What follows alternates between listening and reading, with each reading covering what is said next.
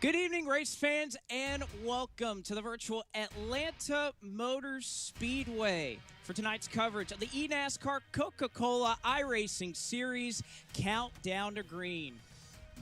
Hello, everyone. My name is Blake McCandless, and in just a couple of moments, I'll be joined alongside our all-star panel of former eNASCAR Coca-Cola iRacing Series drivers in Chris Overland and Michael Guerrilla, as well as former series winner Brandon Kittel. But before we do that, these drivers have had 2 long weeks to sit and mull over all the excitement, drama, and implications that Las Vegas had to offer us. Let's take a look.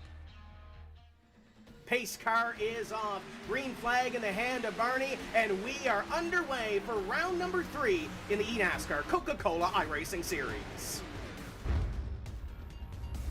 It was Blade Witt in that 14 for Quick Boyer Racing making contact with, I think that was Graham Bolin that went sideways there, and then a lot of big names at the back of the field. Shearburn was patient for a couple laps, was able now to get to the inside. This is going to get tied off of corner number 4, a little sideways for the 36 of Shearburn. Luza on the extreme outside, doesn't want to pull his foot out of it. Going to be Wilson leading this lap. Does Blade Witt stay on the racetrack, or does he pull it down into pit road? It looks like he's coming in. Ryan Luza back to the front. He won 3 in a row at this racetrack from 17 to 19, and it looks like he is going to return to victory lane for a 4th time. And Ryan Luza goes to victory lane for the first time in 21.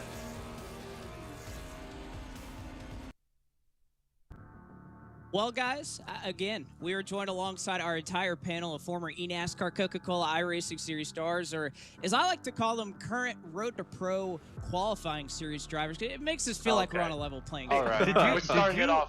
Did you just call us all-stars? Hey, I did. I'll take that. I did. Yeah, again, I definitely prefer all-stars. Better to be a has-been than it ever was. Am I right? I mean, Yeah. At least you guys have been in the series. But We'll go with that. all right, guys. Well, guess what, guys? It was Las Vegas. Wasn't that just an absolutely crazy race? I lost a lot of money gambling, but yes, it was a crazy race. Cool. What'd you have on Really? the line there, All Chris? Hey man, we don't speak about it.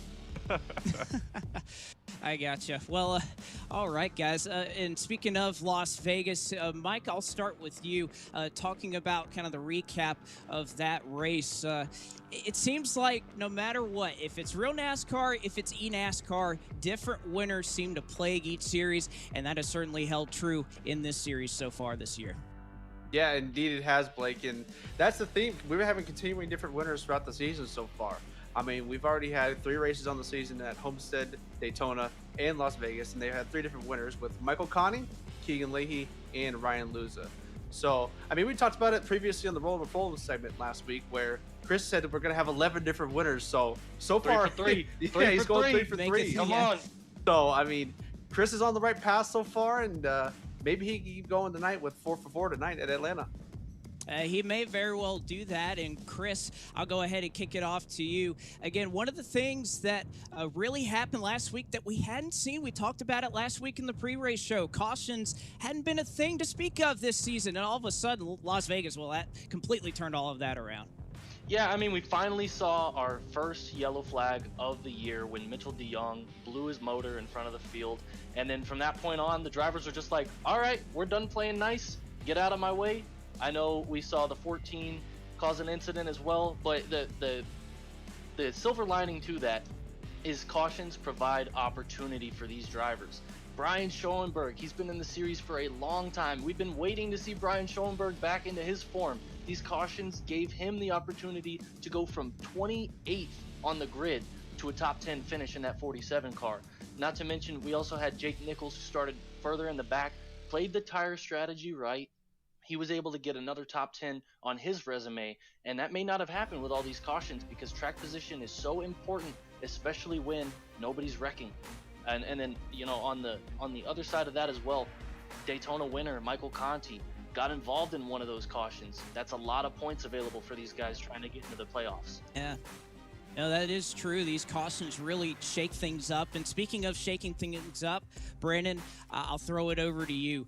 Pit strategy, and one in particular, Malik Ray, and the strategy he tried to pull last race with these cautions, it really just throws everything into complete chaos. Oh yeah, without a doubt. Malik tried to stretch it there on fuel at the end of the race. He was running in the top 10 for most of the race. He did a wild kind of pit strategy call there to see if he can make it on fuel and go for the win, which I don't blame him. He's going for the win, you know. He's trying to make the playoffs. Yeah, Chris, you like to call, but yeah, it was one of those calls. You make your bed, you hope you get the win, you know, and you hope you advance to the playoffs. But another thing too, what these drivers will have to watch out for tonight is tire sets. You got 6 sets in the pits. That's six sets that you gotta last for the end of the race. I got to tell you, 6 sets, that is a lot for Atlanta. But, I mean, you guys have raced in this series before at Atlanta. Is 6 really enough, or? Not the way I chew up tires, no. Not at Atlanta. Oh, man. Well, I mean, with the way Atlanta is, we've seen it in real life. They eat tires like it's nothing. Every time, even if they go 5 laps, they're going for different sets of tires. So it translates to the sim perfectly, and where that tire wear is very important. And anytime you get a fresh set of Goodyear Eagles, it's really important. It really is. But looking back at Las Vegas, one thing that we were looking at and talking about pre-race was flying Ryan Luza's dominance going to continue in 2021. Well, guess what? He answered it that night. He goes to victory lane. We were lucky enough to speak with him and go behind the scenes for both what he does on and off the track. I don't really know how things change. For me personally, I think it's just a big amount of stress lifted. Like I said, trying to get that win and just not having it. The longer you go into the season, the more stressed these drivers are, especially the playoff drivers like, you know, Jimmy, Zach, anyone that's championship worthy that hasn't gotten a win yet is going to feel a ton of pressure on themselves to go out and get a win. And just to have it taken care of, you know, on week 3 is just a huge amount of stress gone.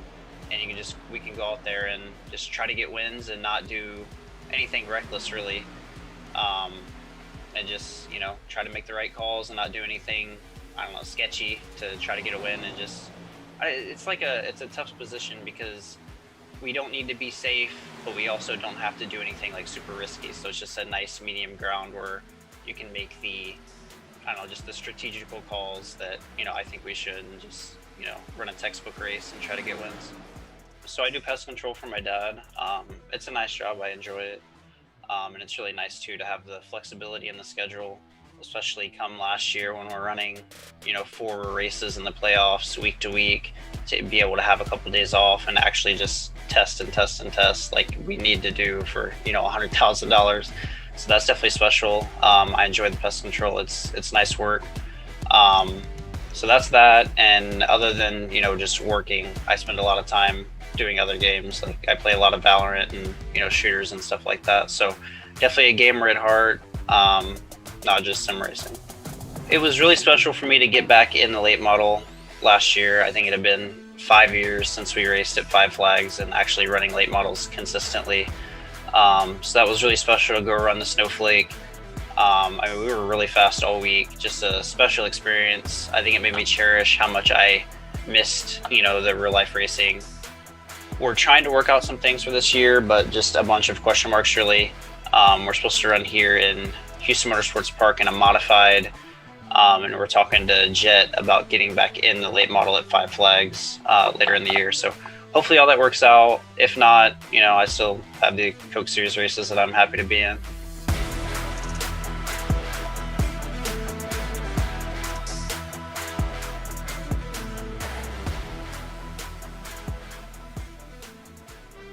Well, guys, is it safe to say that Ryan Luza ain't a loser?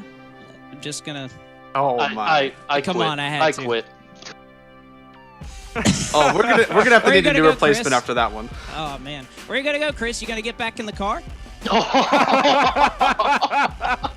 Wow! All right. You know, I may not look like Ryan. I may not be as fast as Ryan, but hey, you better be careful what you say, man. I like the segment. It was good. It was great. Oh no, Better than the was pun. I love to see that these guys can compete both on the sim and in real life. I think that's going to be that's really cool to see. The lead up to the Snowball Derby, the Snowflake 100. I mean, he was running top 5 in that. He had a great run going. I think it's really cool to see these guys who can really translate both the real world and in the sim. Yeah, the guy's a wheel man. Yeah, he looks as though he's a real pest in the side of the competition. These puns, man. What did I get myself into? What are we doing over here, guys? Knowing Ryan, he's been in the series for a few years now. He's actually become a pretty heavy favored driver in the series. It just seems like he comes out and he just gives it all he's got every single week, and especially at these 1.5 mile tracks, he is unbelievable.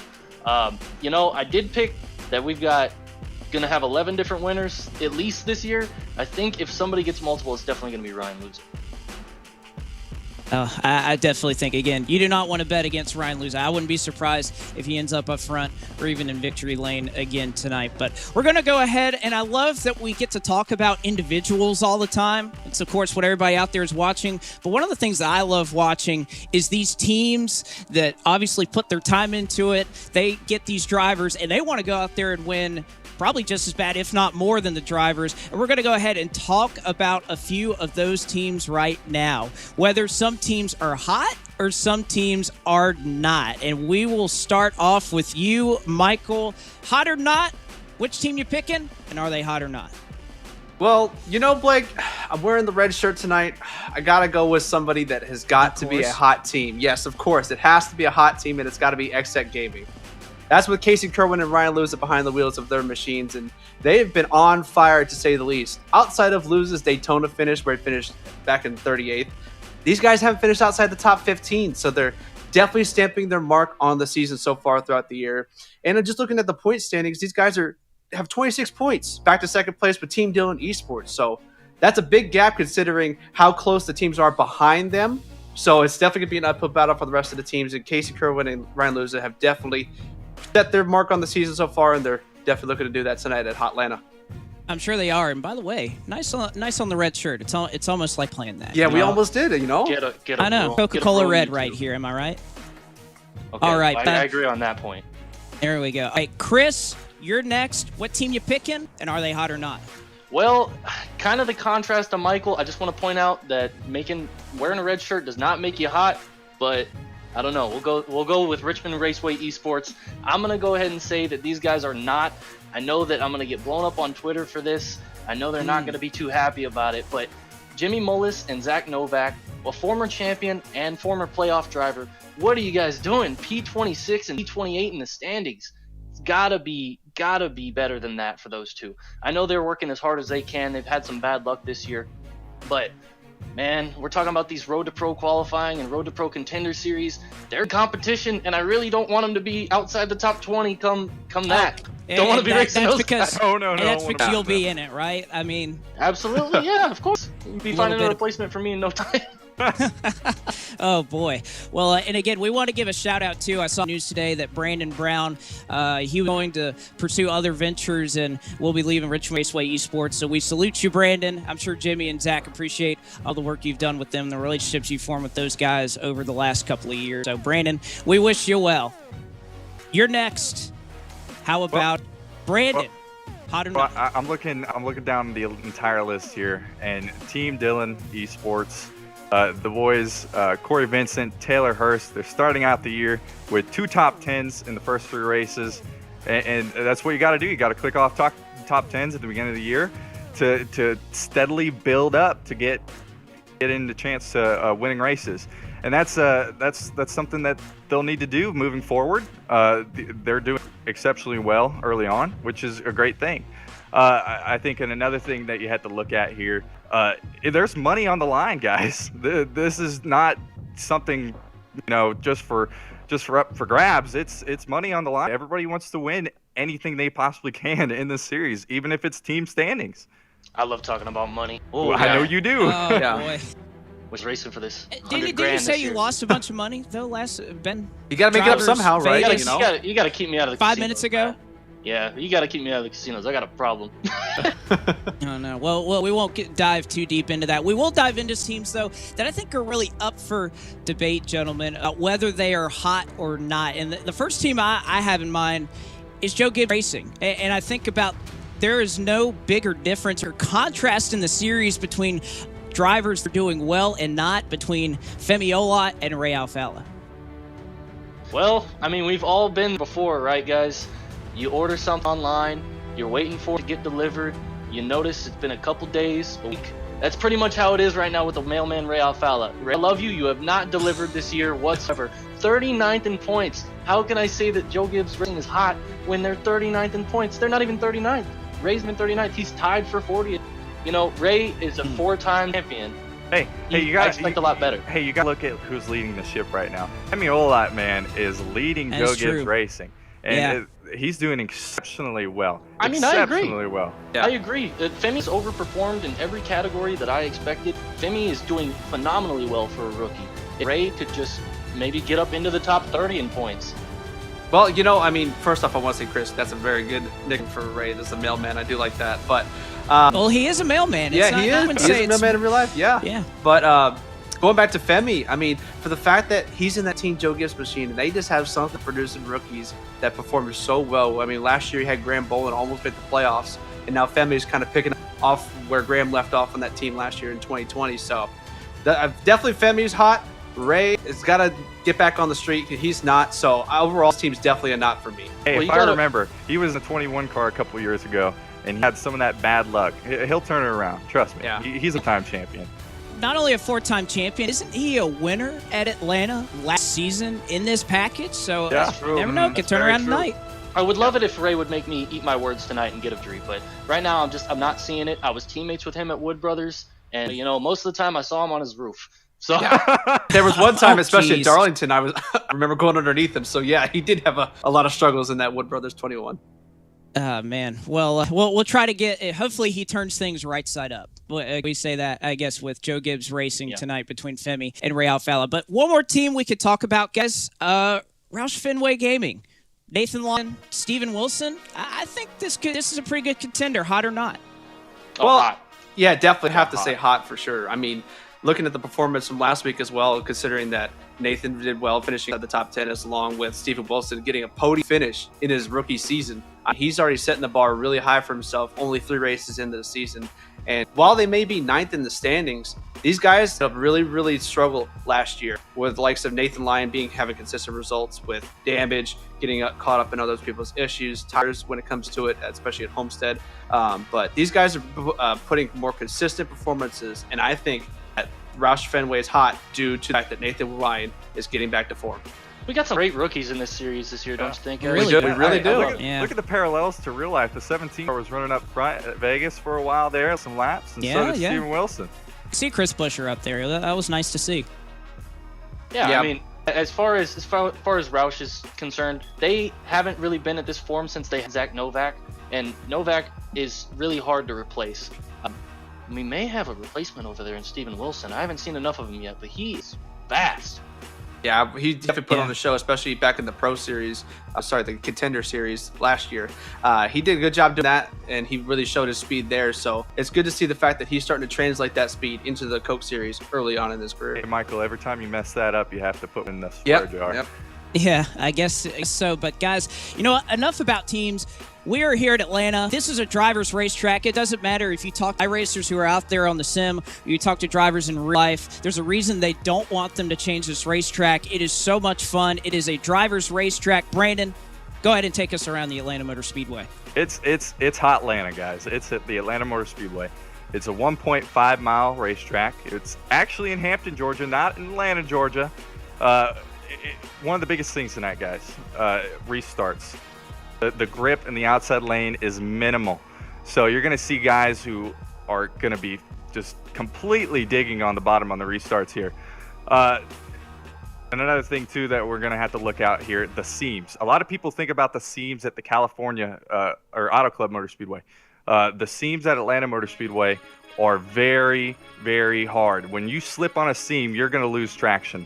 and everybody tonight will be searching for grip. It's Atlanta. It's slick. Everybody's going to be everywhere on the racetrack, and it's going to be one of those fantastic Atlanta races. Oh, it is. Yeah, it is going to be one of those races, but I'm going to throw it over to you guys. So you talk about searching for grip. Where do you think it's going to be tonight? You think it's going to be a bottom? It's going to be on the middle? It's going to be the top? We're going to see drivers all over this track It's tonight. me. I'm rim riding. I'm rim riding right against the wall. Mm-hmm. Yeah, You know, I mean, we talked about it earlier. I mean, this track is wore out. I mean, you look at the way it runs in real life. These guys are running everywhere across the track, and I definitely expect to see that. And I expect to see a lot of defending up towards the middle to get that track position and especially getting those runs off the corner. But it's wore out. There's going to be a lot of grip searching, and we're going to have a lot of fun seeing these guys slide around all right. Isn't that right, Chris? No, I actually disagree with you guys. I'm going to be running up on the Wow. wall. Okay. Okay. It may The be Harvick faster. line. The Harvick line right Absolutely. on the bottom. We've seen Kevin Harvick. He puts his left side tires right on that meat, and he stays there the whole race. And, everybody else is racing real hard for second and third, but Harvick's lapping them. So I think that the bottom's going to be the place to be, especially on these restarts. You don't want to get stuck above somebody who gets you in the wall, gets you into trouble, gets you on your roof like Ray. Yeah, it's going to be tough. And, guys, this is probably your guys' favorite part of this segment. Not Brandon, because, not again, my you favorite I know it's part. mine. It's Yeah, we definitely already mine. know. Well, maybe it's not Brandon's because, good grief. Can we please just pull up those points right now? Can we take the Brandon could points tell. down, My please? goodness. We already have this running gag going that it is the Cattell curse. Look at that point total, 26. It's not going well for you, man. Hey, it was their driver who wrecked my driver last week, so. Got to blame it on us, somebody. Thank you, Corey. Thanks, Corey. Yeah, We appreciate okay. it. So I guess, you know what? All right. Picks. Brandon, who are we going with? Tonight, I'm looking at a guy who's finished second here, I believe, twice before, Michael Conte. And I'm going with the People's Choice Junior Motorsports. Michael Conte will get it done tonight. I feel so bad for Michael. I gotcha. Well, at least the good thing we were talking about Ray Allen turning around. You didn't pick him. I'm sure he'll be very happy to know that. Yes. All right. Well, guess what, Chris? We got you next. Who are you rolling with? I'm going to go with a driver that's kind of flown under the radar this year. He was in the Final Four, had a shot at championship last year. I'm going with Bobby Zalenski. Now, it's not Ray, but it's a VRS-sponsored car. It's going to be done right this time with Bobby. He gets to victory lane. He had a solid run last week, 12th. Not really Bobby Zalenski's form, though. I think he breaks that, and Bobby Zalenski goes to victory lane here. You know what I think? I think of AJ Allmendinger. AJ Allmendinger is good on the road courses, and he's really good at the slick, hot Atlanta Motor Speedway. Yeah. So Bobby Zalenski is going to do that, A too. really good comparison there, Brandon. I streamed. I actually kind of picked Bobby Zalenski too. So, Chris, I'm on the same wavelength as you right now. But Hey, you know what? We got to turn it over to our points lead tonight. Michael Guerrilla, as far as picks go. We give you the last option. So, Michael, who you got tonight? Well, I definitely got to try and extend my points lead in some way, shape, or form. So I got to go for someone Can't be who's... that hard. Maybe Chris. I got a good gap. I got to make it bigger. So I'm going to go with a sophomore driver who's in his second season. He's been with SHR, Stuart Haas Racing, and it's going to go with Graham Bolt. Why would we pick the same guy as me? Okay. Yeah, we didn't pick each other the same. Yeah, but Graham has shown some solid speed. He's been caught up in a lot of different incidents throughout the start of the season so far. So I think tonight's the night he's going to get that pace back to form, and I think he's going to go bowling and get right for that win tonight. The real question is, that's if actually a pretty good one. he wins, Yeah. I wonder how many times he'll say Smithfield afterwards. He does like putting the field out there for sure. He does. He does good of it. Well, he does. And again, you talk about Kevin Harvick running that bottom line, Stuart Haas Esports, Graham Boland. Maybe there's a slight connection there. Maybe. Yeah, but we'll have to see. Well, guys, again, it's been a pleasure. Thank you guys so much for joining us. And again, I'm just excited as you guys to see exactly what happens here tonight. We're going to see drivers on the bottom of the racetrack. We're going to see guys in the middle of the racetrack. We're going to see guys on the top of the racetrack. They're going to be sliding, saving tires. Not a whole lot of grip out there. There's been so much good work done to this track. I can't wait to see it. And why don't we go ahead and welcome in our partners up in the broadcast booth tonight, Evan Pisoko and Terry. Evan, first off, it's great to see you back. It's great to hear you back. I'm glad that we got you back in the broadcast booth. It's good to be back, and it's good to get this race going, because I think for everybody at home that means less puns going forward. But probably. Listen, I hope you didn't exciting. listen to Countdown to Green, because we had too many of them. It's basically our note session to kind of keep tabs on things. So I think we've hit our pun limit for the night. So we'll focus on what's on track tonight, and that's great, right? Because Atlanta is going to be a fun track. It's been a while since we've raced here, 2 years in a row, so we actually have some notes to look back on from last year. It'll be a good show. That's certainly the case. Again, a lot of veterans in this series, Atlanta Motor Speedway being such a difficult racetrack, Tim. I just think it sets us up for just an incredible race tonight. You see the first 3 races that we've had this season, and we had 3 different winners. You look at the former list of winners here at Atlanta, we've only had 1 repeat winner, and that's John Gorlinski. So I think we're going to see some new names come to the front that might not have either A, been to victory lane this year, or B, been to victory lane here before. But Evan, we kind of talked off air that we could probably enter the picks contest that they have on Countdown to Green and still not finish last with the way Brandon's running here, right? It would not be difficult. And I was beating up on those guys last week, because I told them as soon as you guys finish Countdown, they're all wrong, because Luz was the obvious pick. And granted, it's easy now, because I know last year we didn't do so good either when we were actually doing them. But I did okay. Come on now. Don't make me come up there, Evan. I know, right? They're still on this. Listen, it would not be difficult, so let's hope for Conte's sake that things can turn around here. It's a long season. It would be really awful if these guys are just influencing what's going on track. You know, I got to say, I hope that at some point they get the host to have a pick. We can have a running tally of maybe getting us in and trying to... we can get out of here third, at least. We can leave Atlanta in third. I don't think that's that hard. So tap us in. Let's do it. Thanks, guys. Yeah. Of course, our panel's still listening in to our conversations here. I thought you guys left already. But regardless, I just think we're set up great. Again, the bottom, middle, top of the racetrack. But again, right before we get going, guys, any final thoughts? Well, I think that's what I'm looking forward to, what you just mentioned there, right? I mean, where are we going to end up on the track? A lot of drivers have been saying they want green flag runs so they can spread things out. So I think that may be a strategy race like we saw last week. And we've seen lots of green flag racing here this season, Evan, so it wouldn't surprise me to see some more multi-grooves. This is going to be fun. I can't wait to see what happens. I think it is going to be as well. But that's going to do it for us here for eNASCAR Coca-Cola iRacing Series Countdown to Green coverage. Again, thank you so much, Chris Overland, Brady Cattell, and Michael Guerrilla for being such an amazing panel of drivers to discuss things with. But next, the eNASCAR Coca-Cola iRacing Series live from Atlanta. Coming to you next. This Coca-Cola Zero Sugar tastes mighty delicious. Come on, buddy. But if you keep lying like this, you'll be a puppet forever. It's the honest truth. You're right. It's delicious. I never lie.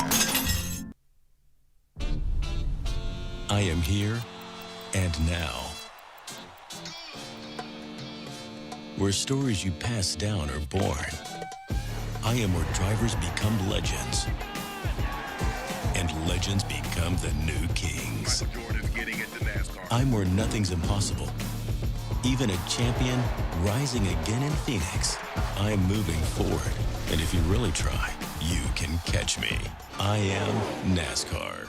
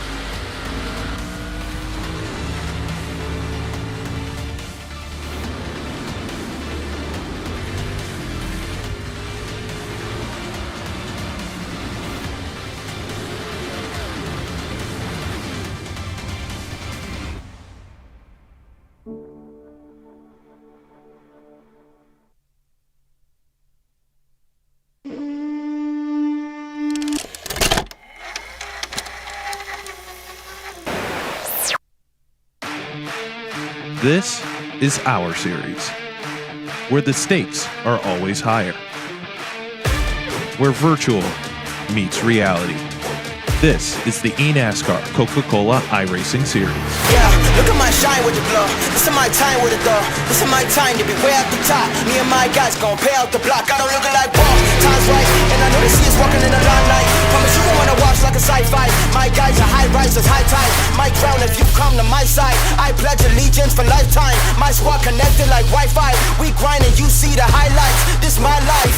It ain't a game now. Me and you, we ain't the same now. Lions coming out to play now. Opposition out the way now. Out of the way. You wasn't invited. So you come to play. I dare you to try it. You don't wanna try me. Then step up to my team.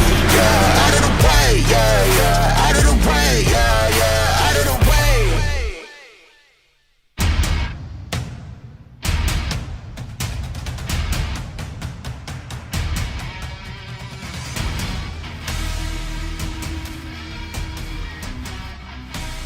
The road to $300,000 speeds through the Peach State to one of the fastest tracks on the calendar, where tonight from the virtual Atlanta Motor Speedway, we say good evening, sim racing fans, and welcome to round 4 of the 2021 eNASCAR Coca-Cola iRacing Series. And happy that you're with us on a Tuesday night. We're alongside myself, Evan Pasoka, joined as always by Tim Terry. And Tim, you heard it on Countdown to Green, a lot of storylines coming into this evening. Possible wider racing grooves, things we're going to be looking for tonight. A series that has seen 3 different race winners in the opening 3 weeks and a return trip to one of the longest running tracks on the calendar in Hot Atlanta. Absolutely, Evan. Welcome back, by the way. Can't wait for this one here tonight because we've had 3 different races, 3 different winners, and 3 different, really, races play out. We haven't had a repeat winner here except for one, which was John Gorlinski back in the day. So somebody looking to add their name again or add their name as a new winner here at Atlanta. It's going to play out throughout 163 laps. This one's going to be fun.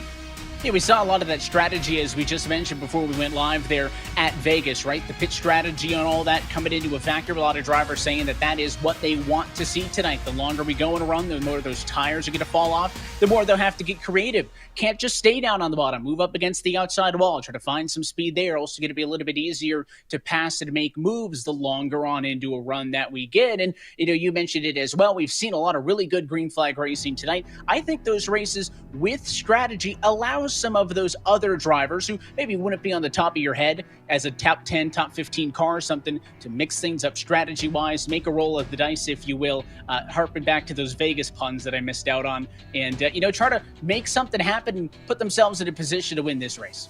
You hit the nail on the head, Evan, when the race pace comes up. We had 2 green flag races, and we had a rash of cautions to start at Las Vegas. How does Atlanta play out? Well, we're about to find out. Well, we're going to get set to go racing tonight for 250 miles, so let's go down trackside and hand things off to tonight's Grand Marshal, NASCAR Director of Racing Operations and Event Management, Juson Hamilton, for the most famous words in motorsports. Good evening, everyone. We at NASCAR are very excited and proud of our partnership with iRacing and Coca-Cola to put on this great championship. And now to kick off round 4 of the eNASCAR Coca-Cola Series on iRacing. Drivers, start your engines.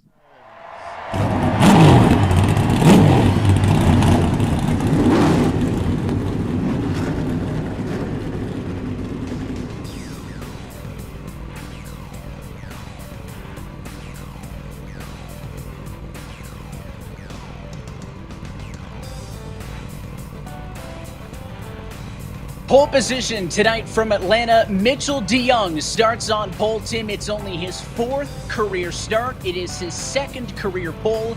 He now has more pole positions than 187 other drivers who have ever competed in this series. And he's joined on the front row by the Tardy Sports Injury of Bobby Z. That's Bobby Zelensky. Big names, row 2, Keegan Leahy and Chris Shearburn going to double up for 3rd and 4th position. This one with John Gorlinski and Isaac Gillen.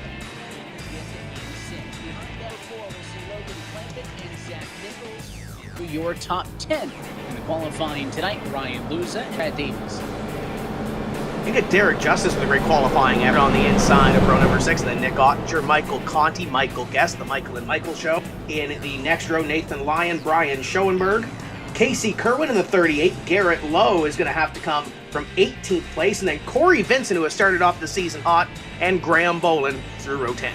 You're halfway home when you get to row number 11. Alan DeBose to Garrett Maines will start through 22nd alongside Femi Olat and Vincente Salas, 23rd and 24th. Ashton Crowder with some work to do alongside Bob Bryant, who was fast earlier today in practice. They are through P26. Blake Reynolds and Stephen Wilson with Ray Alfala. Work to do if he wants to defend his 2020 win here. And Zach Novak is 30th. And the drivers that need to get to work include Kane Cook in 31st, Taylor Hurst in 32nd in the 33, Jimmy Mullis, Dylan Duval, two names I'm sure we'll see near the front of the field by the end of this one, row 17. Then you roll through Jake Nichols and Blade Witt, Malik Ray in the 11, starting deep in this field, Ryan Doucette, Matt Busa, and the rookie Jake Matheson. Complete your field here tonight.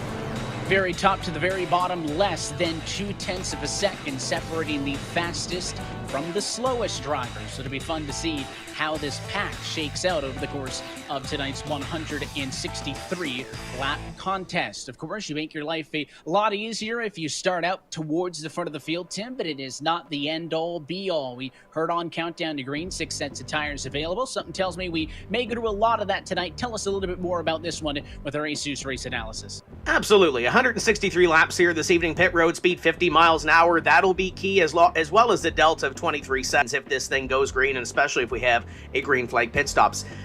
6 sets of tires available. It's an old, worn-out racetrack. These drivers may use them this evening. Fuel window is 60 to 65 laps.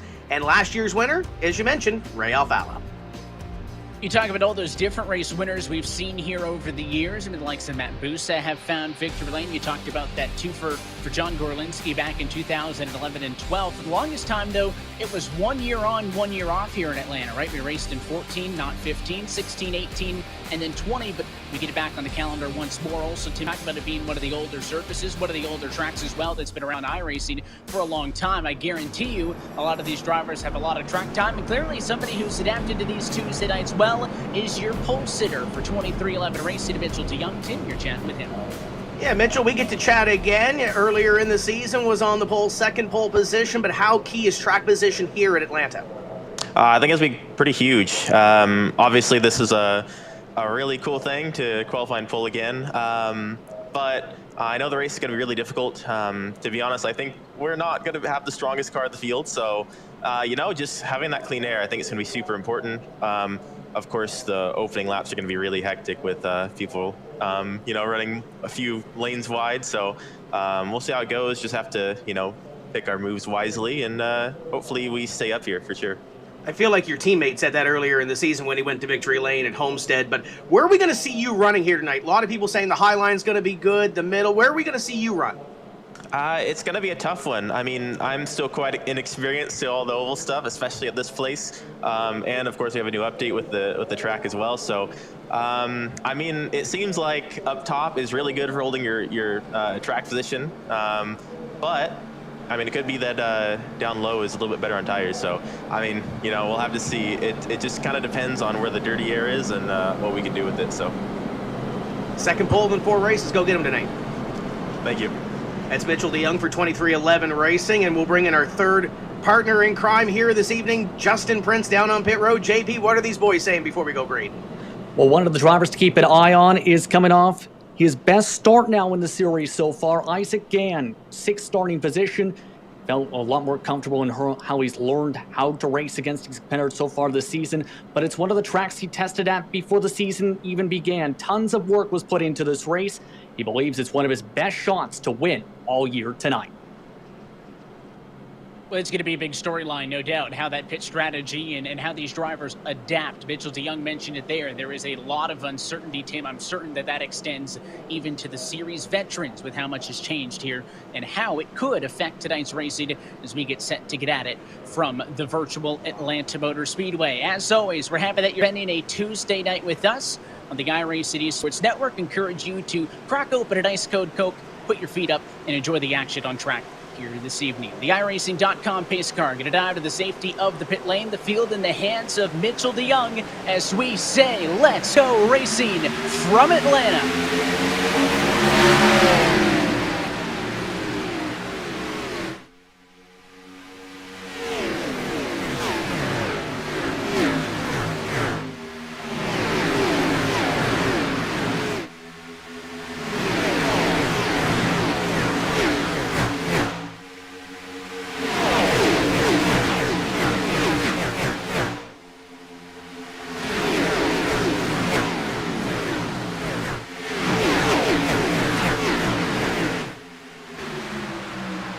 Ball bobble by that 36 of Chris Shearburn from the inside of row 2, and it means that the teammates with Mitchell DeYoung and Keegan Laney side by side for the race lead early. DeYoung will pull up, and after leading the first lap, it's his field. Yeah, the run down into corner number 3. The top 2, as you mentioned, from 23.11. And how about Chris Shearburn? Great qualifying effort once again for the Letarte Esports driver. He's got Bobby Zielinski, who he's familiar with as a teammate up there as well. So I think this might be Chris Shearburn's night. He's won a race in this series before, won the season finale last year, but I think by the way we looked at this, Evan, he hasn't won a race this year. There's been some familiar names on the past winners list in Atlanta. I think Chris Shearburn would fit real nicely there. And right now, battling with the 37. How about the qualifying run for Derek Justice?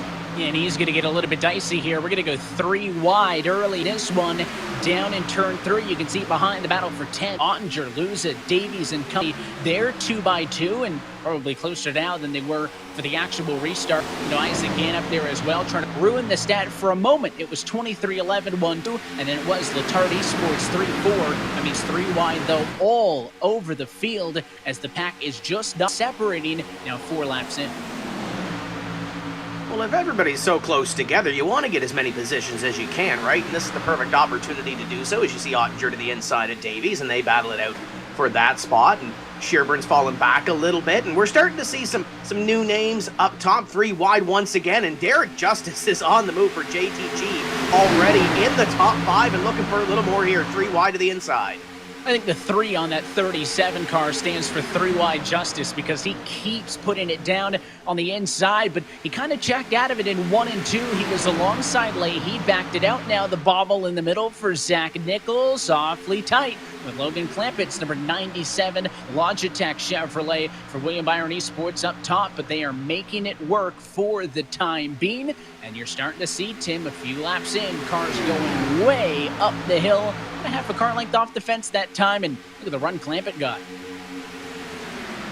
Gann making moves early as well in the 44 up to position number 3. And we talked about old 2-time here at Atlanta, John Gorlinski. He's in the top 5, and Evan, we mentioned qualifying runs off the start, and I don't want it the dead horse, but the 16 of John Gorlinski hasn't had the best qualifying efforts this season. He's up to position number 4. We're used to seeing him, you know, in the early stages, hanging out around 20th or so. Really great to see him up here in the top 5 and trying to get a 3rd win at this racetrack. A lot of drivers, Tim, have been begging for better Q efforts. A lot of guys kind of work from behind. Taking a look at the number 24 machine, just a few spots back. And JP, some radio chatter early in this one for Jake Nichols. You guys talk about an early start in this one. How about contact before the race even starts? Take a listen. Oh, bro. Oh my dude. Give it to Malik. I went 2 miles per hour. Like, how do you Being impatient. How's the rear?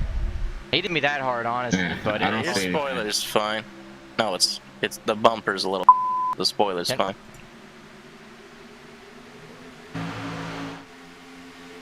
Not happy to say the very least. That was from what we're hearing with Malik Ray. Ray's in 33rd, Jake Nichols 39th position so far. So the opposite of a good Q effort and the opposite of a good start to this race. And of course, it's going to be a headache. All that dirt air, all those cars, those guys are going to be dealing with all night long. Starting to see, though, some space up front with the exception, as always, of Derek Justice. This time to the inside, made with Zach Nichols from P7. They work side by side in behind Low Clampett and Chris Shearburn in behind them as they duke it out for position. We've completed 9 laps here so far, and for these drivers up in front, Evan, you kind of mentioned it, they found their place to race, single file for the most part. A couple of drivers picking off some positions, but it's starting to get calm up here. You can kind of breathe after 10 laps. I think that's the thing that drivers did, right? They wanted those laps to kind of tick off at green flag conditions to be able to open these things up just a little bit. Of course, encouraging you, once we're done here, jump on, drive a cup car at the virtual Atlanta Motor Speedway. You can get in the action as well, because with iRacing, any day is race day. You can go to iRacing.com for more information, and for more information on this eNASCAR Coca-Cola iRacing Series, you can go to iRacing.com/eNASCAR for more information. A long way to go this year. Use that link to get the schedule and all the news in and around the eNASCAR world. Looking at the Hornets Nest mid-pack, you're on board with Femiol at P24.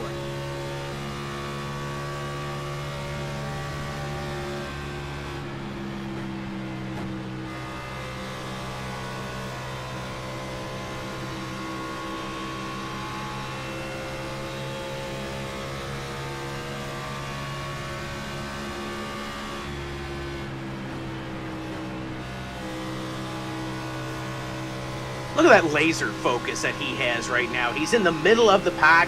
Mentioned about the front view, that kind of sense of relax and calm, and I don't want to say sense of urgency, Evan, because that's not really what we're seeing here, but I think there's a little more, the nerves might be a little more up the middle of this pack here.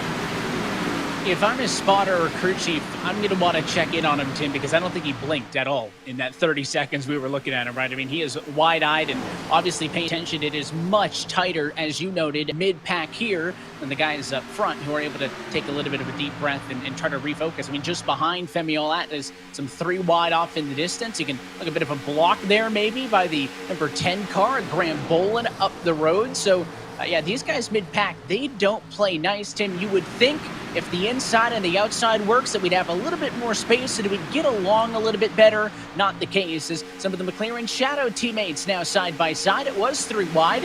Now they'll fight with themselves, and for a moment winning out in that exchange, going to be the number 67 car.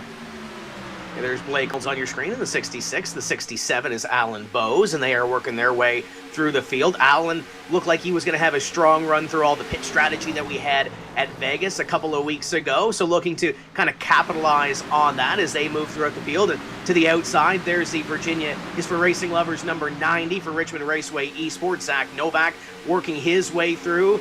I think the boys covered it on the countdown to green. For that team, it has not really been a good season. It's kind of been on the cold side, but as the weather warms up around Virginia and around everywhere else, I think these guys are going to catch a little bit of fire right on board with driver number 9.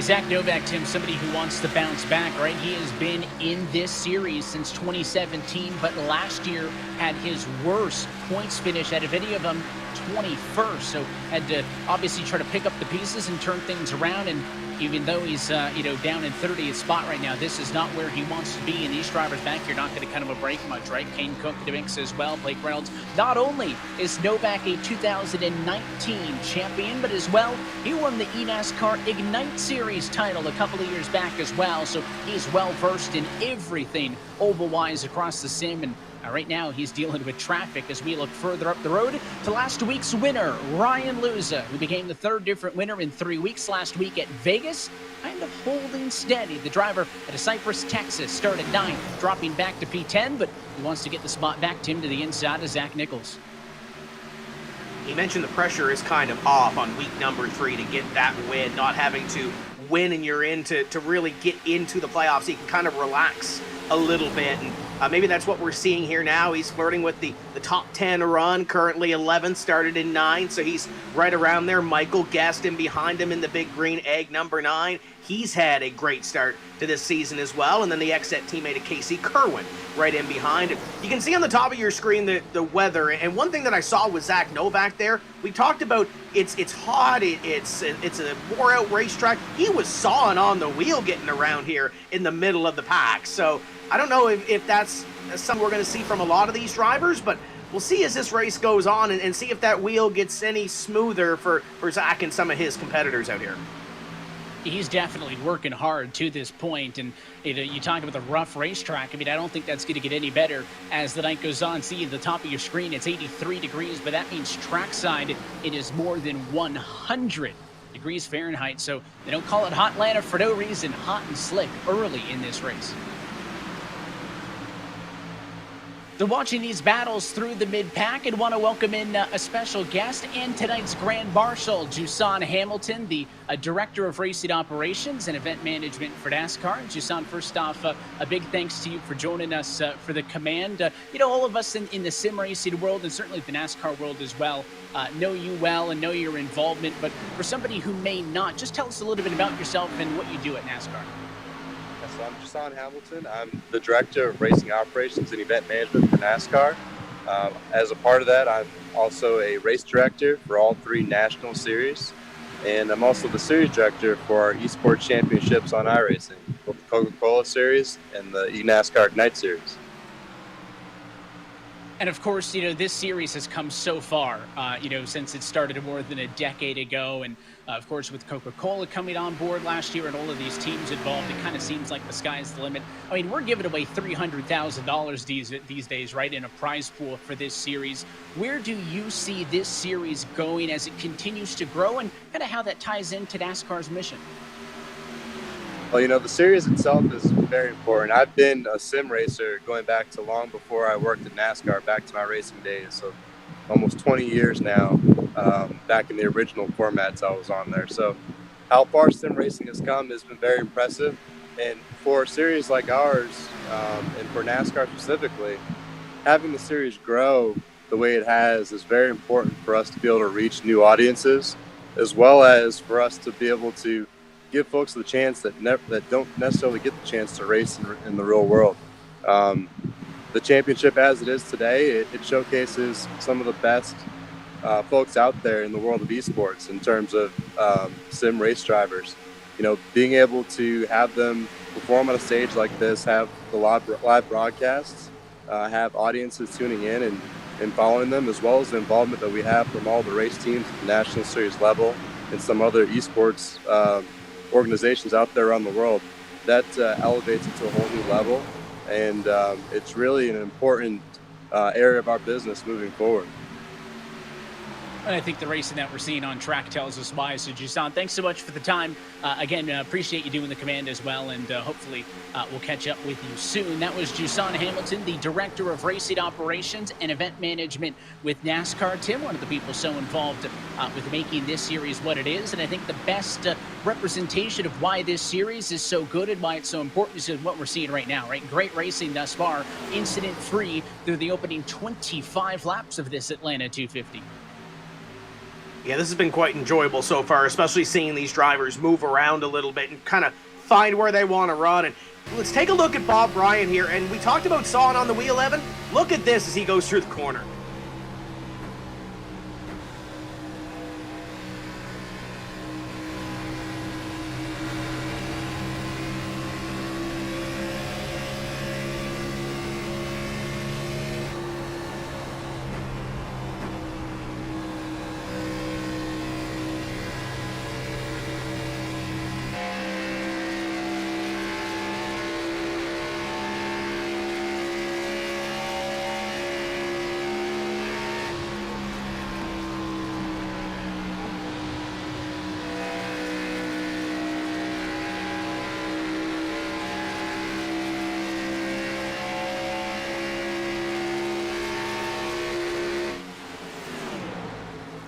Tim, I don't know what the motivation is more, the fact that he's getting chased down and that's why he's so in the zone, or if he's getting hungry because he sees Pit Boss in the back of the 11 car up the road in this battle for position, or the 41, I should say, of Dylan Duvall there. But again, mid-pack, no chill this part of the field, right? These guys are all over each other, still side by side. Reynolds appears to be one of the few drivers still down on that white line. Everybody else has moved up. It works for him. He slides in front of the 15 of Kane Cook, but Kane Cook going to go for the crossover, put his fistful of Urban Ford back down on the inside now in turn 3.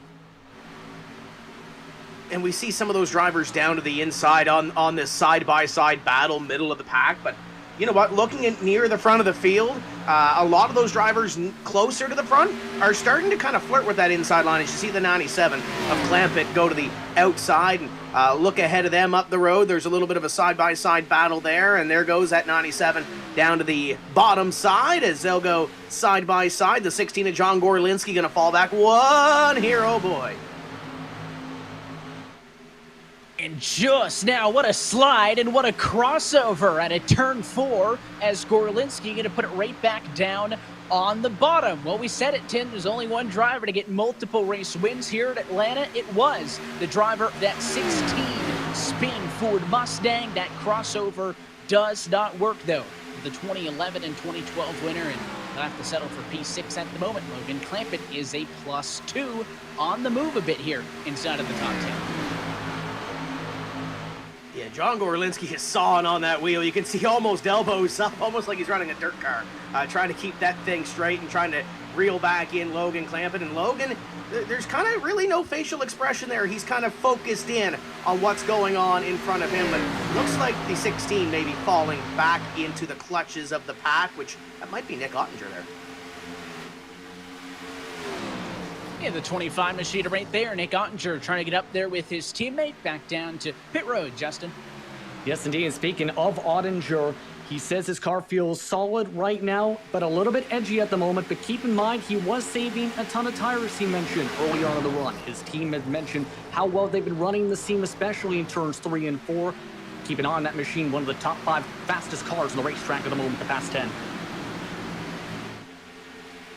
Up 5 spots, Tim. You know, that's kind of on the higher end of the moves, right? Most spots have been up 1-2 or 1-2, and you kind of see, speaking of which, this battle right here with the number 81 of his sheet up the road, or the 83, sorry, Bobby Zelensky still trying to maintain position. Our leaders, Tim, watching all the chaos mid-pack in the blink of an eye, have actually started to space out quite a bit here.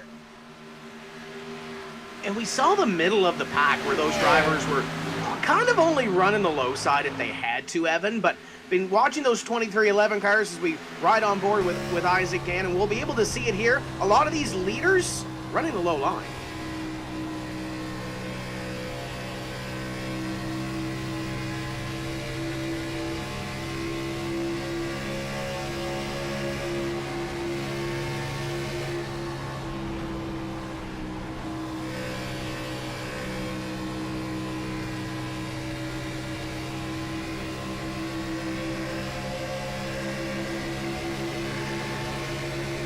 And he'll go for the crossover move and make that pass for P3. We talk about the unique situations all these guys are racing in, and a lot of the drivers in the field here, college age or in that range. And Isaac's racing from his dorm room. Tim, that's a cleaner dorm room, I think, than most, and probably cleaner than most of the rooms these guys race in. Remember last year, Jeff Gordon had to help Brandon Cattell out making his bed and whatnot before he was on camera. Isaac's got it under cover for Clearman Sport, keeping those drivers in check.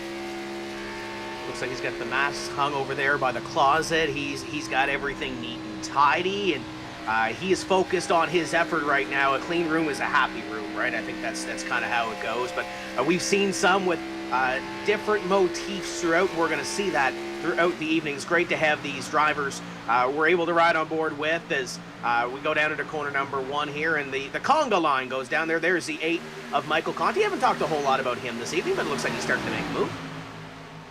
Maybe that's a good thing, right, considering he was the cursed pick in our pre-race show. And I will say as well, Tim, the benefit of being in the booth as opposed to racing in this is when I toss the green screen up behind me, doesn't matter if the room's clean, right? Nobody will know the differences. I hear you.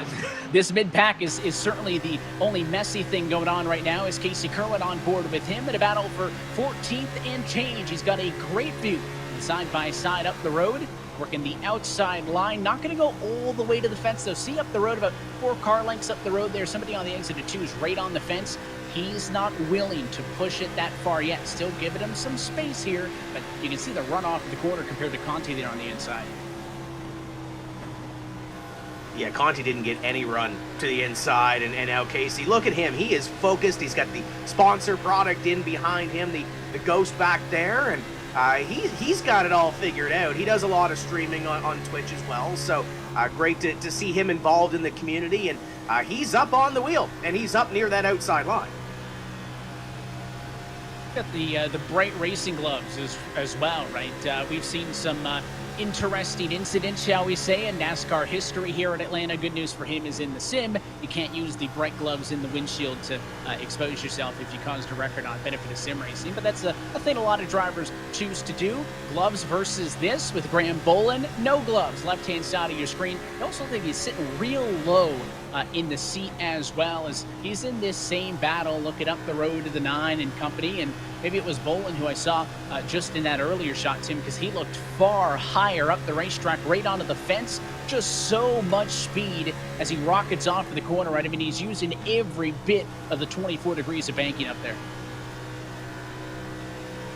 He's able to roll the top. The man they call Guam on the outside line, and trying to pick up some points up for one of our boys on the Countdown to Green show is one of their picks, and currently doing pretty well right now. It's still early in this race. We're only on lap number 40 of 163, so plenty of time. And look at him sawing that wheel again, right in the middle of the corner off, especially on that high side. He'll cross him over, and what he's going to do is, you saw, kind of put that nose on the quarter panel there, try to put some air onto the spoiler of the 9 of Michael Guest to slow that 9 car down. But this has not been the lane that Graham's been using, right? A little bit of a rough ride, walks it up the hill on the bottom. That 9 of Guest trying to be pesky, but he will relinquish that spot. So Graham Bolin up 8 into position number 12. That means he's one of the bigger movers in the field tonight. Other notables: Steven Wilson plus 11, Dylan Duvall plus 10. So there's some drivers on the move, including the battle for second and third, because Isaac Gann has caught up to Keegan Leahy, who's in a 4-wheel drift that time at a turn 4 at 32, screaming for grip right now. Looks like the handle after 40-something laps starting to go away on the 32 car of Keegan Leahy. Gann goes to the side and going to try to put that Valvoline number 44 up to position number 2 as they go side by side for that position. Side by side in behind them as Zielinski tries to pick up one. We're starting to see comers and goers on this run. But I want to point out something, Evan. We talked to Mitchell DeYoung off the top of the show. The guy is still leading, and he said, I don't know how my car's going to race. I think it's racing pretty good right now. I don't know about you. That's maybe why we're up here and not on the racetrack. But Mitchell's doing pretty good up front.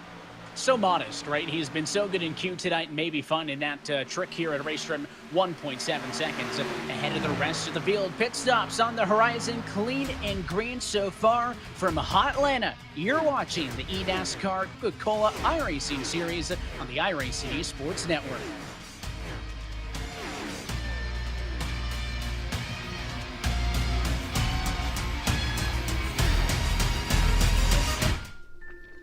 This Coca-Cola Zero Sugar tastes mighty delicious. Come on, buddy. But if you keep lying like this, you'll be a puppet forever. It's the honest truth.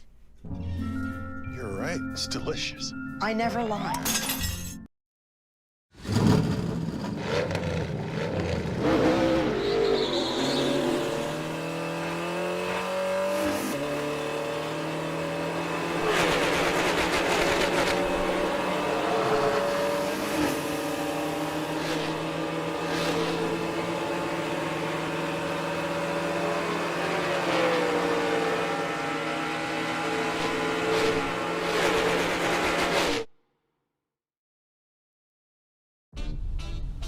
I am here and now, where stories you pass down are born. I am where drivers become legends and legends become the new kings. I'm where nothing's impossible. Even a champion rising again in Phoenix. I'm moving forward, and if you really try, you can catch me. I am NASCAR.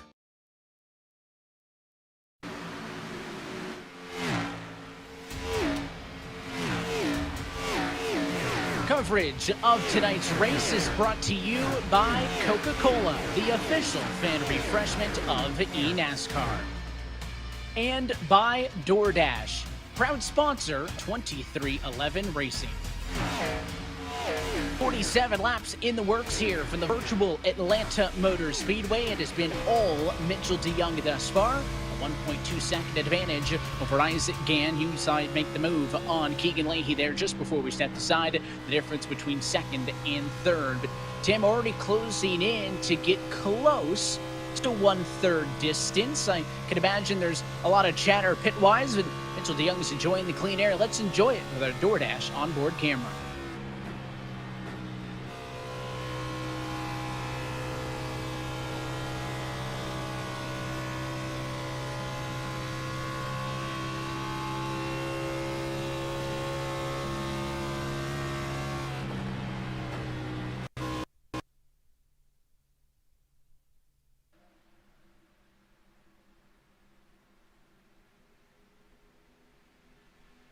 Well, just as I start to think out loud, Tim, about a little bit of pit strategy, there's a couple of drivers yelling over the radio that they are on the cusp. So this is one of those points in the race that could be a game changer. Mitchell DeYoung is dropping significantly to Isaac Gann, and a caution at lap number 49.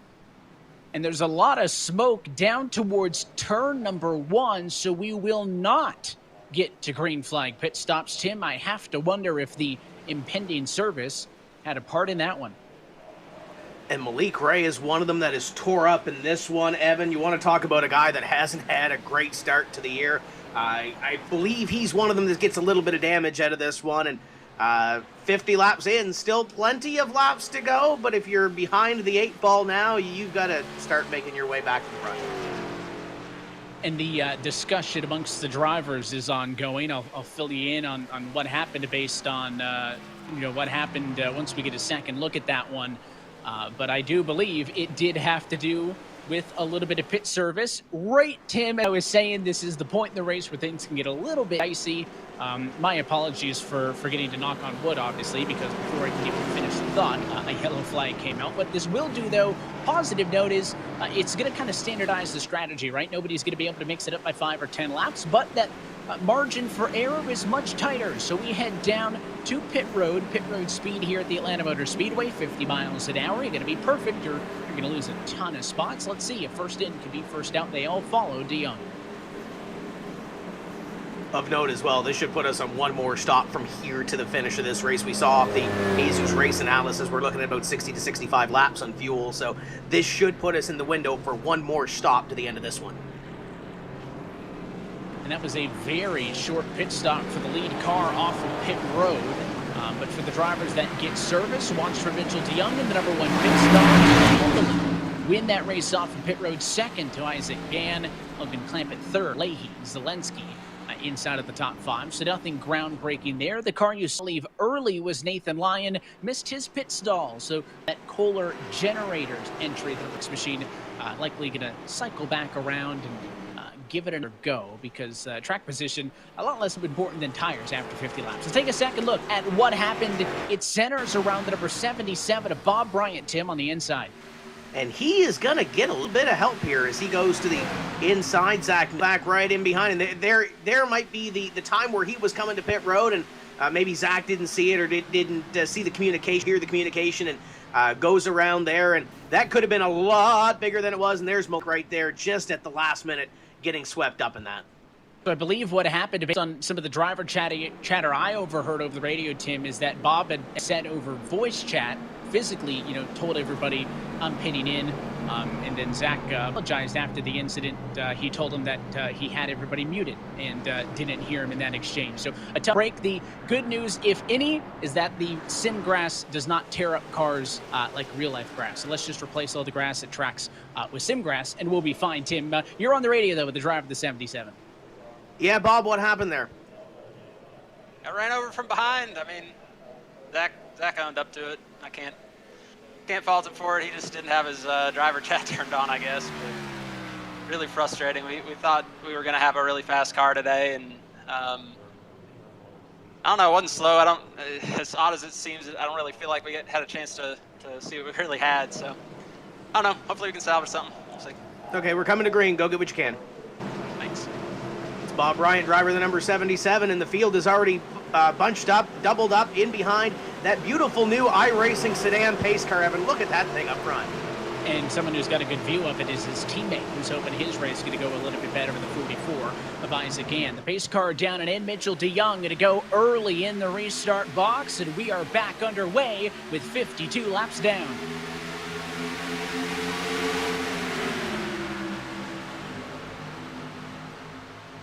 Inside is better, Tim. That 44 car, not good. The 97 gets through. He'll slide to the outside, and Logan Clampett looking for the race lead. We'll see how long it takes them to get back to maybe the 2 wide and not necessarily the Submergency 3 wide that we're seeing here off this restart. Nick Ottencar, it's a handful on that outside line and nearly got into the fence off of corner number 4. Took them about 10 laps the first run as you ride on board with Ashton Crowder down into the corner, and you can see the Hornets' nest up in front of them. A 3 wide, it is not good looking right now. Instead of top 5, the driver squeezed in the middle of all of that is the 29 of Zach Nichols trying to get a win here for Williams Esports. Tim, we talked about the variance in race winners. Well, we have had 2 Toyotas win so far this year and 2 Chevrolets if you count the preseason race at Daytona. Ford yet to be in eNASCAR victory lane this year. Right now, the best bet lies in Zach Nichols inside of the top 5. Not the only one, though, and in that exchange up front, not only was Logan Clampett able to take the race lead away, Tim, but now Mitchell DeYoung has to deal with something he hasn't had to all night, and that is dirty air off of a car in front of him. The 44 of Gone went to second. It may be worse now because Nichols has got the inside nose on DeYoung. And that might be where Mitchell said earlier that we don't know how the car is a race, because this is the first time that he is in traffic all night long, albeit he's still got a view of the leader up in front of him. But there's Logan Clampett. We ride on board with him as you look back, and it's starting to calm down just a bit behind the leader. And maybe just a tad, and you can see maybe a little blip of the throttle I heard that time in the center of the corner, right? Not wanting to push it too hard, but I mean, mid-pack is always what gets me worried. 2 wide throughout the field. Once again, Derek Justice is in the middle of it all, but for once he's not 3 wide. He's got the view of the battle up the road that has Bobby Zelensky pitched down on the bottom. And one of your big movers, right, Nick Ottinger from outside of the top 10, he completes that pass on Bobby Z to go to position number 6. So Nick Ottinger making some moves. Someone who needs to get on the move, Matt Busa, up to 27th spot. 3 wide right now on the inside of Taylor Hurst. He's a former winner here before as well, Evan, and with that title run that he had or was going for that championship back in 18. And there's another driver that's kind of sawing on the wheel, and he's got the checkered flag in the background. He's going to try to pick up another one here tonight, and he's got that Mode Motorsports car looking forward, but as you mentioned, there's some traffic ahead of him. Yeah, there's a lot of it, and there's no way through right now. I think there's a bit of 3 wide up the road with Brad Davies, the 2 of Garrett Maines, and then the 18 machine, Femi Olat, way up and outside. Whoa, they're going to slide on each other. Somehow they did not wreck all those cars up at turn number 2. Racing for 21st, you'd think it'd be for first. Slick racetrack, not a lot of grip, trying to find your footing, especially on cold tires on a restart. And these guys are putting on quite a show back here, and there's some names that are on different agendas that want to get towards the front of the field. And there's the 2 Team Dillon cars right now running in the middle of the pack with Hurst and Vincent. We're not used to seeing those drivers near the middle, but the pay window isn't open yet, Evan. We've still got over 100 laps. There is a long road to hoe with 103 laps to go this time by, and now the challenger again is Isaac Gahn. Remember, he had actually closed in on Mitchell DeYoung when DeYoung was leading before the time of the caution flag, and he's kind of doing the same to the 97 to Clampett again. More 3 wide mid-pack. Matt Busa stuffed in the middle. So is 4-time Ray Alfala. They'll get it down to 2 wide by the time they get off the corner. Bit of a hip check that time, a slide off to the inside for the number 46 machine on the bottom, but all hold steady for the moment. A lot of close calls here. About 2 seconds between these drivers and about 4 seconds total for the race lead as you look on board with that 51 of Alfala. We kind of seen this with John Gorlinski earlier, and I don't know if it's one of those things that these guys are both veterans of this iRacing deal, but Ray kind of in the corner is focused, and there's a little lap from Ray on the straightaway. It's kind of more lighthearted and casual, and in the corner it's all business. Speaking about business, we've got some business up in front. When you talk about rookies, the 2021 eNASCAR Road to Pro contender iRacing Series champion in Isaac Gann got picked up by one of the bigger names in the series with Klickerman Sport, got Valvoline on the hood at that 44 Chevy, and he wants to go to victory lane all over the 97 to clamp it, dropped it back a little bit. But Tim, the thing that impresses me right now for the 44 is his bounce back, right? He makes a move, he can't get it done. Some drivers will take 3 laps to recover. He gets right back on it. He is in the tire track, so Logan to clamp it. Let's enjoy it with iRacing Full Throttle.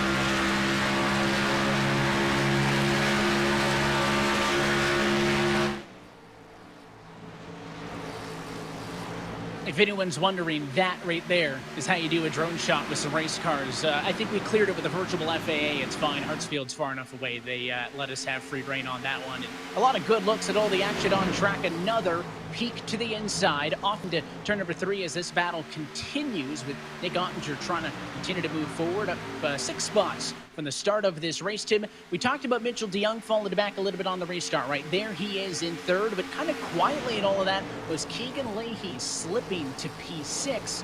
See if that 32 car can turn things around here as this run gets a little bit deeper. Took a look to the inside of Nichols, and then Ottinger was able to get by him, so we'll see what happens there. But Mitchell's kind of been managing the gap by the looks of it, Evan. He's about a second or so behind the leader and not really falling off a ton, but now Nichols gets a little bit of a run here in these last couple laps, and we'll take a look at the DoorDash number 23. But not the Mitchell DeYoung that we saw on the first run, but obviously he had clean air. But we'll see what transpires here as we work around lap number 72.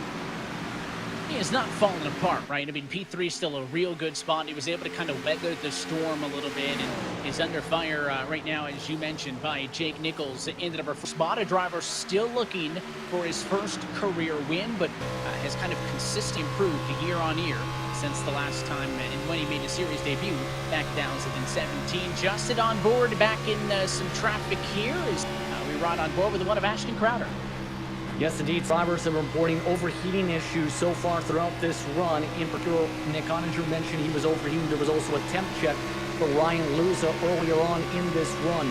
Several other drivers currently also reporting that the track is tightening up at the moment. The amount of grip is starting to build up, and it's becoming more tighter on the corner exits. It's getting more tricky out there to try and battle around this racetrack. Tim, I'm noticing a theme here. Not the first time this year we've heard drivers talking about temperature issues, and I think that, you know, when you have the style of racing like this at these big tracks, these teams are really walking that line with tape. I think you have to look back to a couple of weeks ago. Was it Mitchell DeYoung on lap 3 or lap 4 that had issues and had to come down to pit road after that thing ran too hot at the very start? And he just told us, you know, it got away from me. I looked up, and all of a sudden, here are my temperatures blowing up, and here's the motor coming apart. So you really have to be on it, and with these crew chiefs and with these drivers and with these crew members that are on here, you kind of get used to it, but you kind of lose sight of that sometimes on the bigger run, especially 75 laps into a race where you've already been running for a while and you've already had one run. And because the the weather, the sky in the sim is dynamic, you can't test and find that exact limit. If you get a little bit of cloud cover, it's going to cool down. If you play it conservative, you give up a little bit of tape, you could be on the back foot, so that's why they need to be on it. Taking a look on board with the driver rotted mid-pack right here, 19th spot to 55 of Vicente Salas, and I think well-positioned, Tim. No coincidence that he's got some of the hardware in the shot, letting us know what's up. The driver for Space Station Gaming up 5 from the get-go. I mean, Evan, if I had hardware, I'd probably display it as well, Yeah, but I don't. None, we have green screens, though, so that's yeah, a good start there we with go. us, right? Makes me feel better. Yeah, but he's doing fairly well, and there's a driver that's not really sawing on the wheel like we saw earlier with some of those other drivers. It's kind of a little bit calm and a little bit smooth compared to what we've seen before, and he's got a laser focus as well, so not bad for the rookie driver, running about mid-pack. I'm sure he wants a little bit more, but there's still some more laps to get that done. You know you're relaxed when your hands are just kind of hanging on to the very bottom of the wheel, right? Like when you're on an empty freeway driving home, you're just hanging out. Some of these guys are, you know, sitting at 9 and 3 up on the wheel, and he's just chilling, hands down on the bottom. Sunday drive for Vicente, who was up 5 spots from the get-go in this race, as he wants to continue to move in the right direction. Here's a driver we saw just a little bit earlier in this race, Kane Cook, another one of those drivers who's kind of stuck right now, right? In a battle for 32nd position. You can see the pass right there made by Ryan Doucette, who's going to go by on the outside. These drivers in the 30s with Ray Alfala. Tim, last time we checked in with him, he was pretty much there. They really can't get out of this bubble right now as Ray gets a bit squirrely, and that's going to be a crossover to the inside for Doucette. Driver that won here last year, and Ray is trying to break the slump. You mentioned breaking the bubble. How about breaking the slump? He's down there tied for 39th in the point standings. Don't really want to look at it, but it's one of those things where you kind of have to write your season somewhere, and Ray right now 3 wide. I'm sure he's having a blast. Everybody's having a good time here tonight, but the 51 of Ray Alfala, he's trying to get up on the wheel, but can't break the bubble and needs to break the slump too. He's making sure everybody's putting on a show, right? Why not 3 wide in the 30s here? And look at that very bottom for Kane Cook, very outside with that 51 sheet of Alfala. Cook obviously short way around, gets the spot right away. Not enough speed for that Rowdy Energy Toyota of Ray Alfala to cross him back, in that position will go with the 15 car for the time being. Back towards the front of the field. Here comes Zach Nichols to the inside on Mitchell DeYoung, and made that one look easy. He'll slide to 3rd, but he'll slide high. DeYoung looks back to the bottom. Can't make it stick. Make it a plus for Nick Ottinger. And now his teammate taking a little peek as well, and this is the time in the run where these tires start to get a little bit worn and the fuel load starts to get a little bit lighter, and this might be where Mitchell said a little bit earlier that the race run might not be as good as he anticipated. Might be where we're starting to see it. And then right in behind him, how about the 17 of Steven Wilson? Had a great run at Las Vegas, and now we haven't really spoke about him all night long, Evan, and he's up here in this fray. Making his series debut, right? A rookie here for 2021, doing everything that he needs to make the mark. Just got in, and is a driver who made a mark here on the sim in the World of Outlaws late model World Championship division. So he's somebody as well that is very well versed in that 17. He is up some 16 positions, 21 now since I last checked in. So Steven Wilson, the Facedoff Ford on the bottom, trying to become the second Ford, by the way, to win. Ryan Luzo got a win in a Ford last week at Vegas. I'm just so used to him being in Toyotas. Goes to tell you, Tim, we're 2 months into this, and silly season has still got me all kinds of twisted up. But Wilson putting in work, couldn't make the pass on DeYoung on the bottom. That time he tried the high side, so he's getting creative, trying to find a way through. He'll stick it into the outside time and force his way there in turn one. Just kind of the door open a little bit to get there, and now trying to get back there as Mitchell DeYoung up the racetrack. The 17 goes to the inside. We saw earlier, and Steven's one of those drivers that races from his dorm room, so he's trying to pick up something the friends can have a little drink over after the race, and he mentioned that, after the race they get together and have a good time, and right now they're looking for something to celebrate here, and I'm sure everybody's up on the edge of their seat cheering for that 17 as he makes one more move on Mitchell DeYoung and gets himself a little bit closer towards the front of the field. One of the youngest drivers in the field as well. There's only a handful of drivers younger than him. I think the youngest of them all would be Jake Matheson, born in 2003. So we talk about that youth coming up through this series, and I don't want to say the old guard, but maybe the vets who have been in this series for 6-7 years are starting to sweat when they go down to that contender series or down to the qualifying series, because there is a lot of young talent with this specific series set in mind when they work their way through the iRacing ranks and try to get here to fight for $300,000. Mitchell DeYoung now starting to struggle. Fell from first to third early. He's now down to 7th, and don't count on Bobby Zelensky to make it any easier on him. Gorlinski, Bolin, even Michael Conte up to 11. Ryan Luza in 12th. Some drivers we haven't checked in with in a while. They're going to be all over him here sooner rather than later, but we're past halfway in this race. JP, how's it going on pit road? For some drivers, a bit of frustration is to build up, in particular for Ryan Luza. That was after a bit of contact here, and that was with Derek Justice coming off the corner. Take a look and listen.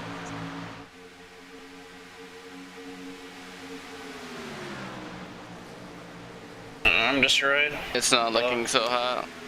What? It's not looking good. It's like 25 on the right front, which is the worst possible place you can have damage. It won't be loose now, I would hope. Did we actually hit? Yes. Or... We turned in, and I don't know. I think you turned in late or later than he expected. No clue. But y'all hit.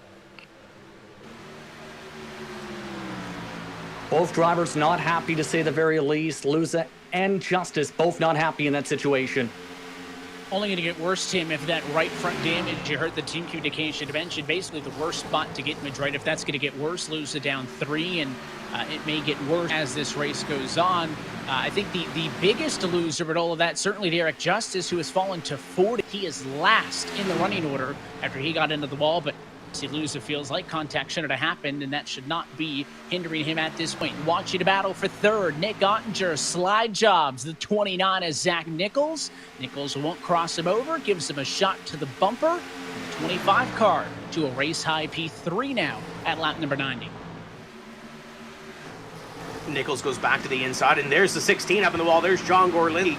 A little bit of damage to the back end, and that's definitely not going to help. It's almost the same damage that Derek Justice has. You mentioned him running in 40th. Almost the same damage that he has on his race car, and there's a 2-time winner. Just maybe got out of the groove. We'll see here. Oh, and he's sliding that thing around again, too. Made it a little bit looser for that 16 car.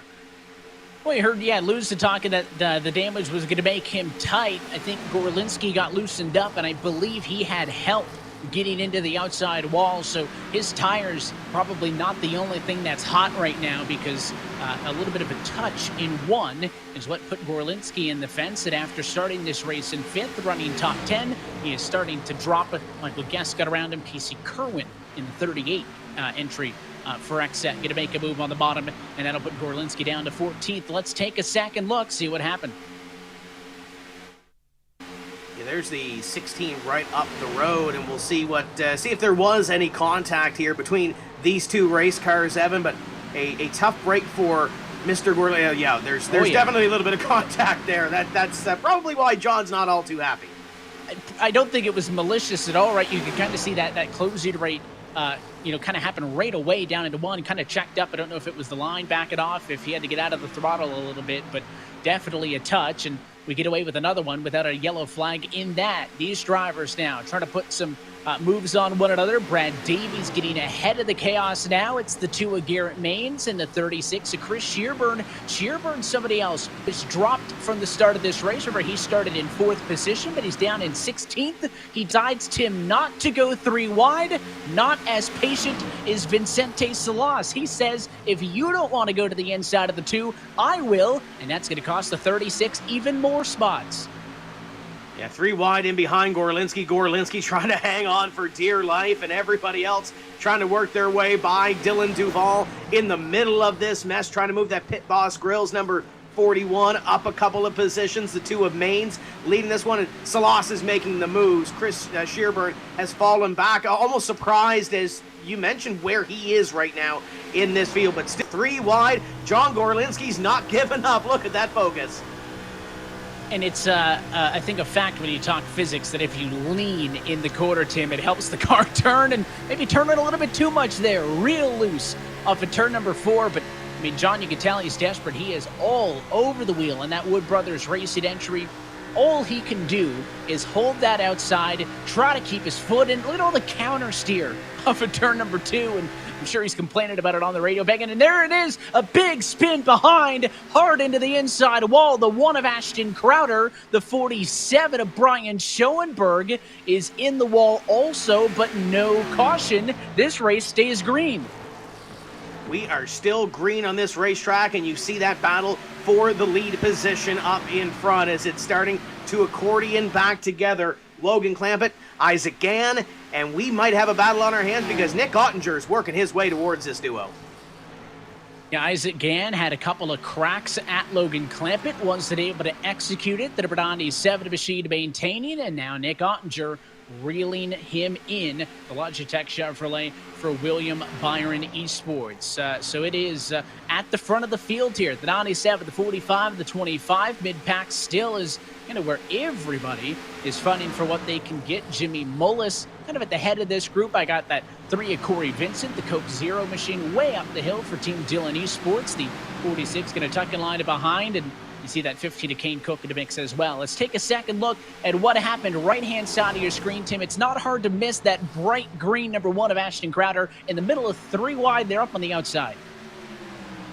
A little bit of 3 wide racing, and the bomb just goes off behind Brian Schoenberg. A little bobble up the racetrack, and that's a hard hit for the 1 of Crowder, and Brian Schoenberg got that thing straight again, but I'm sure there's going to be a little bit of damage to that race car that's going to hinder the progress of that number 47. He hasn't had the best of seasons yet. We want to talk about one of the veterans of this eNASCAR Coca-Cola iRacing series. He's going to have to come from behind here in the late laps.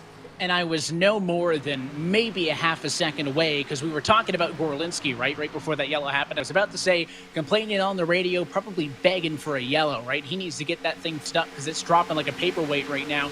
And then no more than a half a second later, they're wrecking on the back straightaway, but no yellow. That will help some people out, certainly hurting the drivers involved in Gorlinski, who probably could have benefited from that thing slowing down. Ashton Crowder forced down to pit road. He drops now to 40th. No retirees so far in this race. All 40 drivers who took to the green flag are still in this one, and seems like Isaac Gann may mount a second wind to the outside as he starts to close back in on Clampett for the race lead.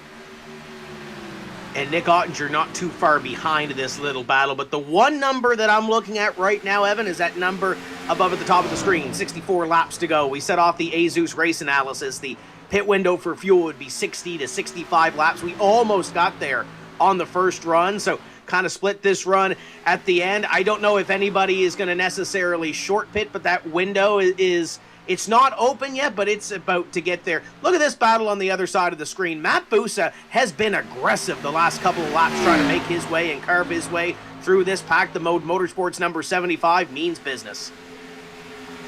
And that aggressiveness has paid off. He is the second biggest mover in the field at plus 18 positions, only bested by Steven Wilson, who's plus 23, has moved him from 28th on the starting grid to position number 5. So some drivers like to take a little bit more of a conservative and relaxed approach. Not Matt Busa. He has given it everything he's got in that Mode Motorsports Ford. Of course, T-Motor in the news a lot as of late with Kyle Long.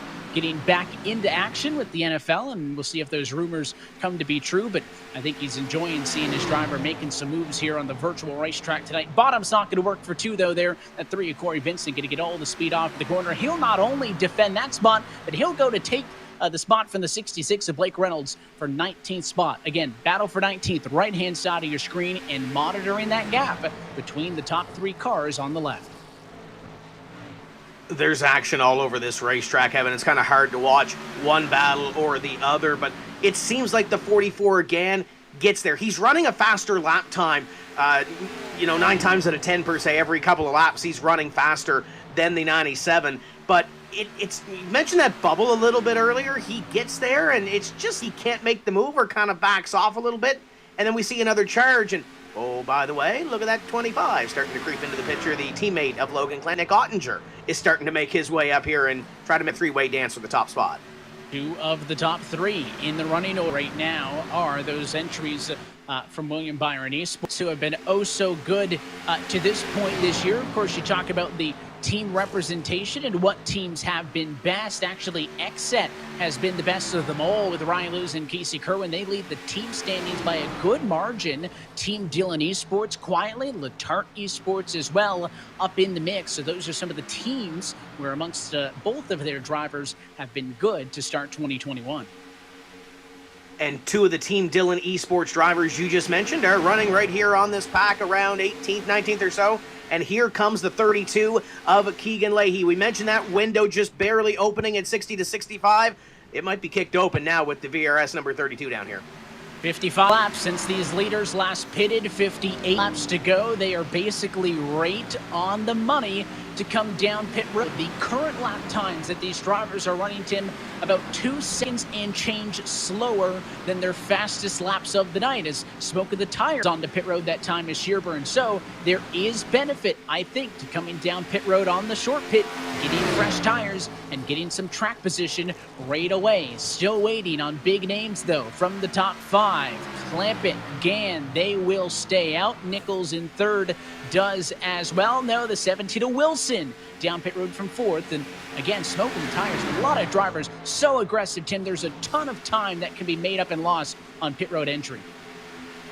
It's Conte and Bullen down on pit road. And the one thing we have to watch, we saw it precipitate our first caution flag of the evening, Evan, where we had a miscue, a miscommunication between drivers coming onto pit road. As long as we don't have that, we may see this, and it looks like the 97 to the inside, and he's coming to pit road. Isaac Gann going to lead this lap as Logan Clampett comes down. And here's your last pit stop lap. Again, most of these drivers all came in on the caution flag all together down pit road. There is Clampett, so his number immediately updates. It's lap 107, and you'll see him drop down the running order. So he comes in. Gann decides to stay out for the moment. Still waiting on the 44 and company, but a ton of drivers in, right? You got Davies, Guest, Maines all down pit road. Femi Olat leaving the pit lane now after he gets 4 tires. And look at this, 4 wide with cars blending to back up on track. Tim Gann's in from the race lead, but this is the concern. Old tires, new tires, and that's how you get some sketchy situations like that. You have to be patiently aggressive if you're those drivers. There's a couple more coming down. Jimmy Mills and the 33 of Michael Guest also hitting pit road on this lap. But you have to be a little bit patient, but you know you have to go and get the tires. There's Mitchell DeYoung. He cycles back to the lead here. Back to the race lead, and Casey Kerwin is right behind him, Tim. We haven't talked much about that second driver in the X-Set duo in Kerwin. Of course, we've been talking about his teammate Luza a lot. DeYoung doesn't want to pit, but Kerwin does. He'll come in from second and again locks up the tires. Vicente Salas may have just sped on pit road. He was awfully close to the 50-mile-an-hour limit. I would not be shocked if he gets parked there for a penalty. All these drivers have been locking up the tires and smoking them onto pit road. I don't think a single driver hasn't done it. Looks like we went ahead and spin on pit road as well as the McLaren Shadow entry comes down for service. But now if you're Mitchell DeYoung, how do you get down to pit road? You got traffic to the left, traffic to the right. It's going to be hard to get down there and find a spot. There's the 75 of Boost going to make his way onto pit road. Second half of the Motorsports duo, even he's locking it up onto pit road. See how early his pit stall was? He had to adjust his entry because if he entered like everybody else going all the way to the right, he wouldn't have made his box. And that was well prepared for the driver of the 75. And again, in theory, each lap that DeYoung stays out, he's going to lose about 2 seconds or so to the cars who have already pitted. So if they come down pit road and he pits 5 laps later, that 2 seconds a lap's going to work out to about 10 seconds of time that he's losing. Now he'll make that back up. When he does pit, he'll have the better tires. He'll have to try to make up for the time lost as you see the number 6 and Nathan Lyon come in from the number 2 spot. But certainly DeYoung staying out much longer, Tim, than most cars. There's only about 8 drivers or so left that still need to come in, and this could be tricky. Look out. Navigate pit road there. The 66 was coming out of the box, and the 6 was trying to get in his. You saw Nichols on your screen from a little bit earlier, had that issue. The 23 continues to stay out on this racetrack. He'll lead one more lap coming down across the stripe. Ray Alfala has moved his way to position number 2, but and he's still on this racetrack as cars fly by him. I mean, this doesn't shock me, right? Ray Alfala from 29th, as you see the 77. We see the Bob Bryant down pit road. You got Blade Witt up here from 36th on the grid. Zach Nichols from 30th on the grid. This doesn't shock me, right, Tim? We talked about those close encounters as the 47 locks it up and brings it onto the pit lane in for service. But normally it's the cars at the back of the field who stay out because maybe some of that chaos will cause an incident. They get a yellow, and then they kind of get a free exchange, right, and gain some track position. For Mitchell DeYoung, he was already up there with the leaders. Yes, he was struggling on this run, falling towards the back half of the top 10, but I mean, he has stayed out far longer than anybody else that was remotely near him. And it's interesting because his teammate Keegan Leahy was one of the first drivers in. DeYoung's going to prove to be one of the last. Just very interesting that those 2311 cars, total opposite ends of the strategy. And he's working his way to the inside here, Evan. I think he's coming down onto pit road, and indeed he will bring the DoorDash number 23 down onto pit road. And kind of a passive entrance compared to what we've seen from some of those other drivers attack that line. Ray Alfala will go to the top of the board here as he stays on the racetrack in the Gibbs Gaming number 51. But I'm kind of surprised as well. You saw some of those guys up in front. If Mitchell were to catch a caution at that point, or Ray were to catch a caution now, it looked golden because everybody's got extra sets of tires on pit road. They're likely all coming down, but Ray's hoping to catch one here in the next couple laps. Waiting on Alfala, Witt, and Cook to come down pit road. Those are the only ones that, on that note, Alfala is in, and that'll put Blade Witt to the race lead for a moment in the number 14 machine. So he'll get a crack at the race lead, enjoy some of the clean air, and he and Kane Cook, the only two still yet to come. Your net race leader is the number 25 of Nick Ottinger, your defending 2020 Series champion, Tim. One of the best who's ever done it in this eNASCAR Coca-Cola iRacing Series. He sits second on the all-time wins list with 2016. He has been in this series since 2012 and has never dropped out. He has been a staple on these Tuesday night races, and he's looking for a first win of 2021. Played the strategy well. His advantage is about 4 seconds at the moment. Once it'll update through, you're going to be looking at Logan Clamp, the difference there going to be a second to actually the next closest driver, his teammate. So it is William Byron Esports 1 and 2. And that actually will pass for the lead with Kane Cook. Kane Cook trying to stay out, potentially maybe lead a lap, but didn't get there through that exchange. And the Fistful of Bourbon number 15's been in the wall, I think about 20 laps ago or so. So sporting a little bit of damage, but still trying to get what he can in that 15. But the William Byron Esports teammates looking pretty sporty right now. 46 laps to go. They are the top two. They were working on the top two positions when they went down pit road, and Corey Vincent has a penalty on pit road. Yeah, we saw a lot of drivers, Tim, pushing it on pit road entry, and it sounds like Corey Vincent was no exception. Let's see what happened to the driver as he comes off of turn number 4. Watch for the cone. You got 1 and 2 in, and that is not even close through the grass. Look behind him. That was spin that we saw for Blake Reynolds. Those two drivers nearly out in the lawn on the front straightaway, and that is why we see a penalty for Corey Vincent. Tim nowhere near making that commitment cone. Is that one of those things for Blake that if I'm sitting in the race car, I'm going down the freeway, I'm following the car in front of me, and I'm looking at the bumper in front of me and trying to figure out what he's going to do? And I think when he saw Corey Vincent go sideways, I think he kind of saw the same thing. He was to the right side of the cone, or to the left side of the cone, I guess. So that's a good thing. He didn't get a penalty, but it definitely slowed down Blake on pit road with that spin. We see that a lot, right? You're following in the tire tracks of somebody. Some guy drives into the wall off of 2, and the next dozen cars do. We see it all the time in real life. I immediately think back to the Cup Series race at the Roval, right? Everybody missing the heartburn turn 1, because you're kind of basing your braking points and how aggressive you are on the guy in front of you. So I think you're right there. No surprise that 2 cars back-to-back dicey on pit road, and that's going to hurt Corey Vincent a lot. He drops to 37th position, a lap down after that penalty. But look at the battle we have for the race lead now. Logan Clampett has caught the bumper of his teammate. Fast approaching is Isaac Gann, some 2 seconds behind, but side by side for the race lead, and Logan Clampett on the inside going to go to the lead at Atlanta. Makes it look easy on his teammate. Blade Witt made the move by as well. He's on fresher tires. He gets back on the lead lap, and looks like the 18 of Femi Olan's got a little bit of damage. He'll go 1 lap in the rears of the Will Byron Esports teammates as they run down the back straightaway. JP, what do you got? Now, many different drivers are talking about big picture when it comes to the pace of others. One of those, Graham, in regards to Michael Conte. Take a look. Conte's going to put on a good pace, and he's been the fastest car at the end of every run. Not the first one ever. No, but if you match his pace, we should get total there. If we have a little extra at the end, we'll probably get him. Currently separated at the moment, these two drivers by about half a second on the racetrack. Bowen, a strong run, has been fairly confident throughout the night on that race car.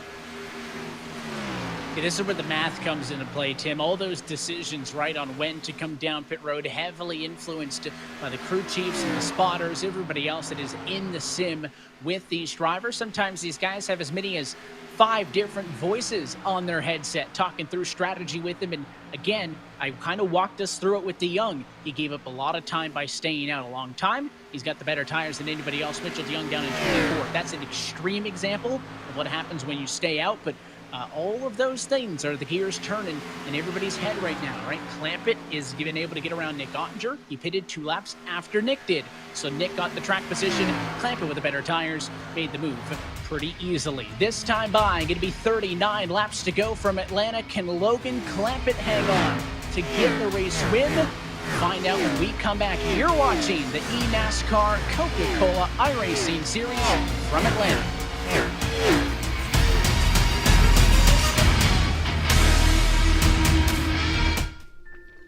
This Coca-Cola Zero Sugar tastes mighty delicious.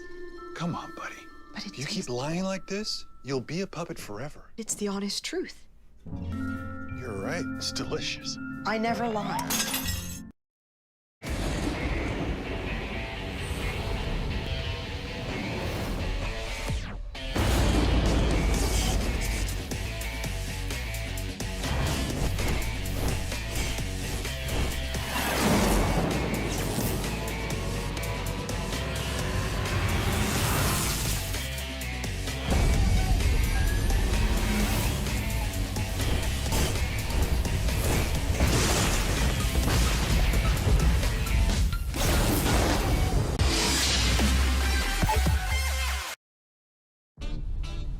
I am here and now. Where stories you pass down are born. I am where drivers become legends. And legends become the new kings. Where nothing's impossible. Even a champion rising again in Phoenix. I'm moving forward.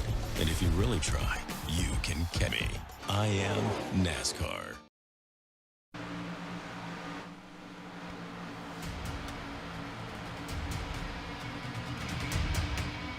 Back live from the virtual Atlanta Motor Speedway. Coverage of tonight's race is brought to you by Coca-Cola, the official fan refreshment of eNASCAR.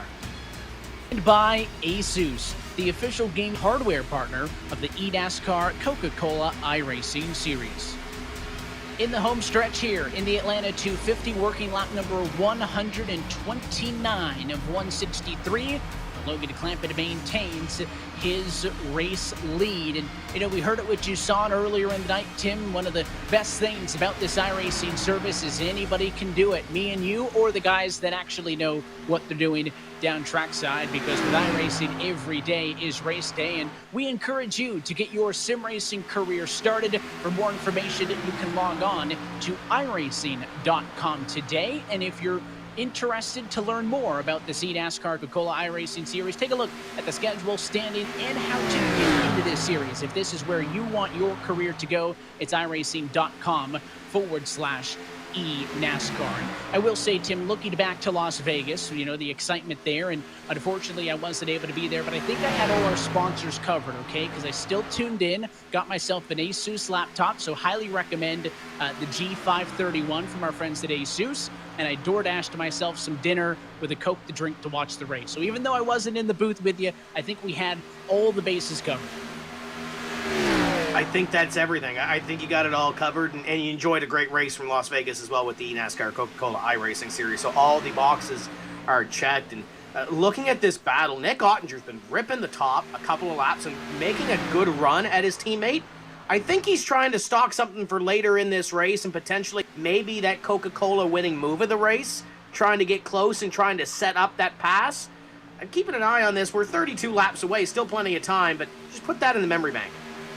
It has been a long green flag run so far tonight from Atlanta Motor Speedway. We talked about kind of the historical context of this track and being able to look back at some of the last times we've been here. When Ray Alfalo won here last year, that race 4 yellow flags for 12 different lead changes. Not quite as wild this one, but I feel like we've gotten away with a couple of half wrecks that maybe coulda, shoulda, woulda been a yellow, but most of that contact has either just been cars getting into the fence and keeping it straight, or wrecking down it on the apron. We're watching up front. I thought that Isaac Gann was going to be able to close in on these guys up front a tad bit more, Tim. He's off in the horizon. There's 2 lapped cars between Clampett at Ottinger 1-2, and then Gann sitting in the number 3 spot. So just keep that in mind. He's 1.8 seconds off. He's kind of stalled out, though. So this may be the Logitech battle if this race can keep it green. 30 laps to go that time by. And pit stop shaking up the lineup here. Mitchell DeYoung was running up front. He's now sitting back in 18th place. So he's got some work to do in the second half of this green flag run to what potentially could be the finish of this race. So plenty of storylines coming into this race, and plenty of storylines still to follow in the final 30 laps. But Logan Clampett trying to get a little bit of a advantage on his teammate. It looks like he's pulled a couple of hundredths in the last couple of laps and trying to get a little bit of breathing room here. It's all they want, right? Just a little bit of space. Taylor Hurst has got it. Let's ride with the 3. It's our Coca-Cola onboard camera.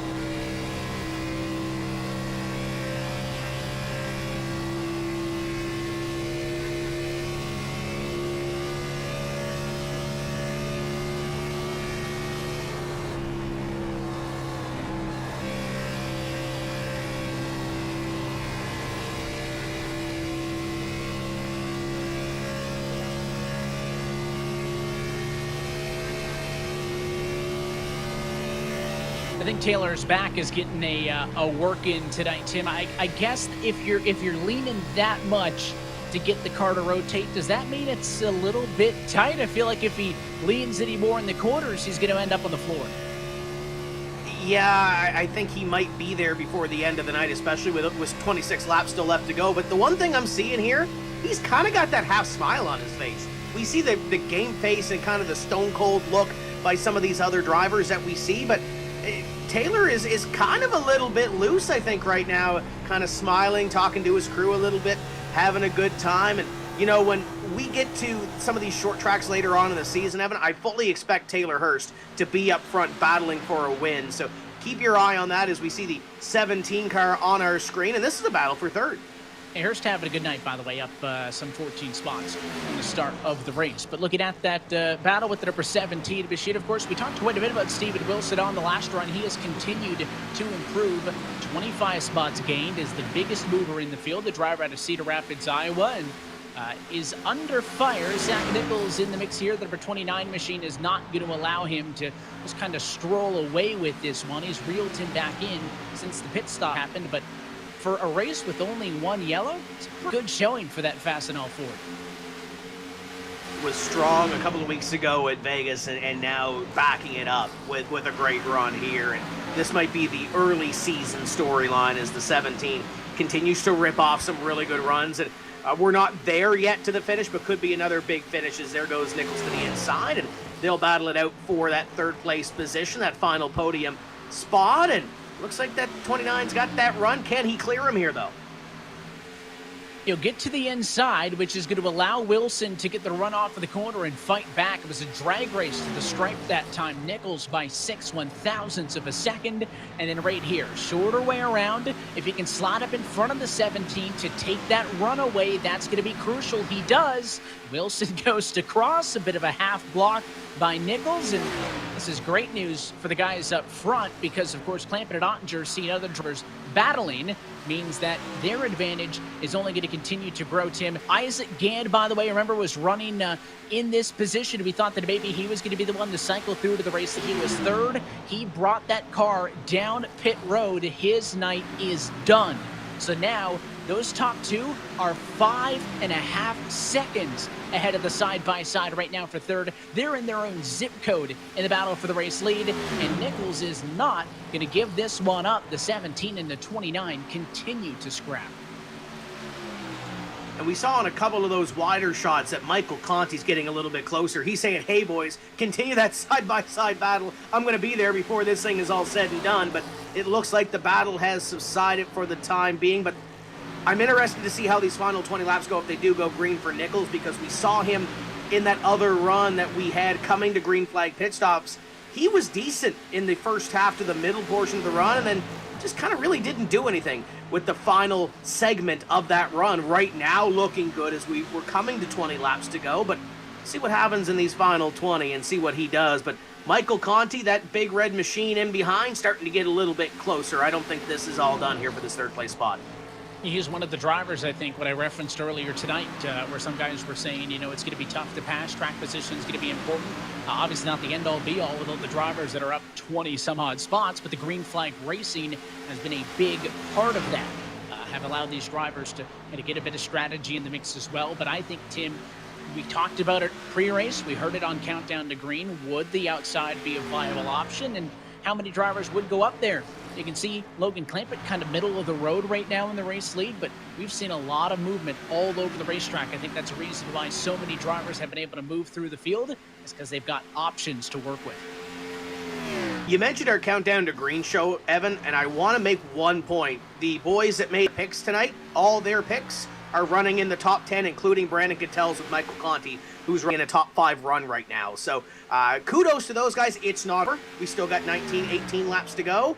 But kudos to those guys in that Countdown to Green show. I think they're on to something this week. Don't want to give them a whole lot of a leeway, but they did their job tonight by the looks of it. I'll handle this one for you. It is a long 18 laps still to go in this race. And especially for somebody like Logan Clampett right way out in front, he's holding his breath. Somebody like Vicente Salas here in 15th position doesn't have time to, because he hasn't stopped fighting since this race began. You're looking up the road to the 9 of Michael Guest, the 36 of Chris Shearburn, and the 2 of Garrett Maines. It's a four-way battle for 12th on back. And you can't see it on this look, but Mitchell DeYoung is in behind him, the pole sitter from earlier tonight. And I think we see this little battle here, Chris Shearburn, Mitchell DeYoung. I'm kind of surprised they're not running a little bit closer towards the front of the field. Yes, they are in or around the top 15, but I almost expected them to be battling for, a top 5 spot, maybe a win at the end of this one, but it's just hasn't panned out for those two, and Salas trying to get what he can in these final few laps, running 15. Great run off the 4. And how aggressive do you get here, right, to get a couple more positions? Guest has been pretty stationary tonight, running exactly where he started, but Chris Shearburn is somebody who has struggled with all the green flag racing that we've seen. He's been stellar. We mentioned him off of the top all season in qualifying. Those Letard Esports cars, the duo of him and Bobby Zelensky, a lot of good showings in the top 10, but long run, maybe not what the 36 was looking for tonight. So the 55 getting aggressive, clip the apron just a bit that time. That'll kind of wash that car up the road, but he's not going to be the first driver to get to the 36. Here comes Guest to the bottom. Great move by the Big Green Egg number 9 for Jim Beaver Esports. We'll look to pick one more spot here and fire up that grill and try to get a little bit closer towards the top 10 before this thing is all said and done. And there goes Salas to the inside of Shearburn, and Mitchell DeYoung looking to pick up the scraps and what's left and maybe pick up a couple of spots before this thing is all said and done. But another side-by-side battle. Here comes Space Station to the inside. Thought wiser of it, and now the 36 is Shearburn trying to take a look to that inside. What a great view this is. And knock, knock, here comes Mitchell DeYoung looking to the inside. Salas going to make that car wide. He'll go all the way down to the apron, and it serves as not only a pass on the 36, but a bit of a block on the 23 there. Reset, looked up the road, 2 car lengths of difference off of the back there of Michael Guest. This time by 13 laps to go. They're falling off, and there's far and few in between still to go. This battle just outside of the top 10. Some of these drivers doing a little more skating around this old surface than some of the others are, and some have managed their tires a little bit better. Here's another great battle as the 8 of Michael Conte tries to take 4th place away. Steven Wilson had that great run, had lots of speed on the short run, but he may lose one more here. Michael Conte has got 2 top 10s in 3 starts this year already. As noted, a race winner. That one came earlier this year in the season opener at Daytona, and looking for another good finish here tonight. To the inside, Wilson going to try to wind it up top, but he just doesn't have it for the WR1 Sim Chassis Chevy, and that Junior Motorsports number 8 car into 4th position. You're on board with Wilson as he tries to get back. Took a look a little bit earlier. We mentioned those drivers in the earlier run slotting on the wheel and sawing on the wheel, and he has been this way all night long. A little bit of an adjustment there, but he has been he's been sitting up straight and focused, and really hasn't been moving that wheel a whole lot, Evan. We mentioned he was in a college dorm last week, and right now trying to ride it out to a top 5 run, but slip sliding away as Michael Conte drives away from the 17. Clearly, racing isn't the only sport that he's into. I think, if I know by basketball, it's a Tyler Harrow jersey behind him, a Miami Heat jersey hanging as well. So keeping the dorms decorated as well. But that battle with Conte's done. The 8 car is totally checked out, and Wilson now going to do his best to hang on atop Graham Boland. Boland would be the next driver to get in on him, but that's about a second and change back. So he's going to try to ride out the final 9 laps of this race. And for a moment, up front, things are calm. Just at the tail end of the top 10, some side-by-side, as Casey Kerwin trying to snatch it away from Bobby Zelensky. And this is 10th place. Look at that view to the inside. That is the 38 of Kerwin trying to make that inside move on Bobby Zelensky and trying to get that top 10 finish. You'd rather finish 10th than finish 11th. It's easier to say I got a top 10, right, Evan? Yeah, exactly, right? Looks good on the stat sheet as well. You'll feel a lot better, I feel, of the P10 than you will with the P11, and the 1-point difference isn't the reason, right? Stats. It's all about finding a silver lining, and again, these 2 drivers have had very different nights. Bobby Zelensky started second. He's fallen back to P10. Casey Kerwin started 17th and has driven up to 11th. They're 3 wide with some lap traffic on the outside. Bobby Zalenski using that speed up top, but Tim, they've stayed side by side for so long. Here comes Garrett Maines. He might just steal it from both of them. Yeah, we might see Garrett Maines take that top 10 finish away from both Bobby Zalenski and Casey Kerwin. He's been ripping the top and making speed the last few laps, but he's got to get by them, and it might be easier said than done. There goes the 2 to the inside. Casey Kerwin has a little bobble, and enter Garrett Maines. He's here for the party and wants to take that top 10 run away. And moving real nice in the offer pad entry. He'll slide up, but leave just enough room for Casey Kerwin to stay up top. And again, you can see Garrett Maines kind of stormed onto the scene here, but on the bottom, you don't get as good of a run off the corner. Zalenski on the inside. Maines down to the apron, but it's Kerwin with the run off of 2. That's going to get ahead of the 2, slice to the inside, and try again for P10. What a great battle these guys are putting on. A lot of respect in between these drivers here, letting it go. Casey Kerwin going to pick up the spot. Now what does Bobby Zalenski and Garrett Maines do to get past that exit Ford to try to take away that final top 10 spot? And oh, by the way, is that Salas back there trying to reel these guys in? I was just about to say it. One of the harder working drivers in the field tonight. Salas is closing in. Maines got here because the other 2 were fighting with themselves. Maybe the 55 enters the party as a 4th car. Kerwin from high to low, then back up to the outside wall, trying to protect. And I think finally he's got that spot. Zalenski drops to 12th, but how long will it be lived? Because here comes Maines looking to the inside with 5 laps to go. Fakes now looks to the top. And as they are battling, I think they're catching Graham Bolin too. So the accordion is coming together as see the 2 work to the inside. Some great camera work by Adamson and his crew. And there goes that 2 back to the back, and the 38 of Casey Kerwin trying to hold it off. We had Alex Horn on the drone cam a little bit earlier, and all our camera ops that are remoting him to give us all of these angles. Of course, the entire team and iRace at HQ bringing you coverage here tonight for the race of this 2021 campaign. Now inside of 4 laps to go from Atlanta Motor Speedway. They are all going to migrate up to the outside wall with the exception of Bobby Zalenski on the bottom. 9th place is in play. They've caught Graham Bolin. Kerwin looking to the bottom.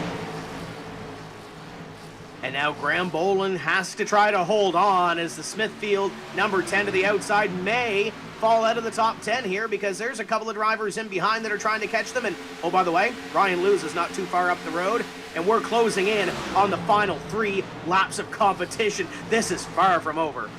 A bit of a crinkle on the right quarter panel of that 10. I wonder if that may be having an effect on Graham Bolin being a little bit slower here at the end of this run. And as you look up the road now to Garrett Maines, you're on board with Graham Bolin there, and he looks like he'll probably finish this one 11th where he sits now, or maybe even 12th. Zalenski not that far off either. But at the front of the field, Logan Clampett going to come by next time through to take the white flag. Tim looking for a 3rd career win. Another one of those drivers that has been a staple in this year. Made his debut in 2016. He hasn't dropped out since. A career best championship of 2nd in 2017, and he's 1 lap away.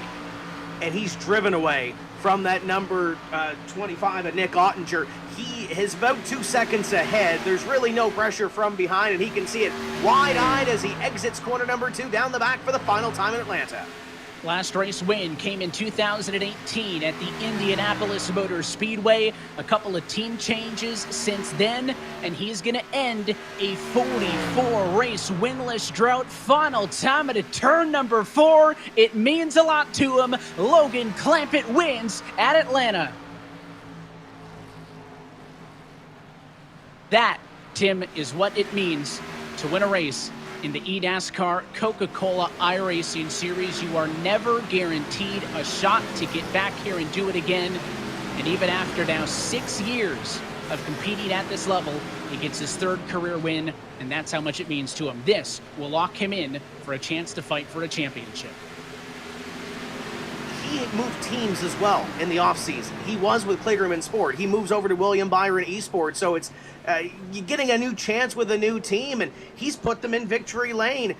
He's teammates with Nick Ottinger. There's his roommate coming up to him on the racetrack. That is Michael Conte. They both have wins this season. It's been a really good start of the year for that camp. That room has more wins than most drivers in this series. This winning moment is brought to you by Coca-Cola, the official fan refreshment of eNASCAR. Now a 3-time winner, Logan Clampenton, made that change to join defending series champion Nick Ottinger, who comes home in second. What a night for Logan Clampett. What a night for William Byron Esports.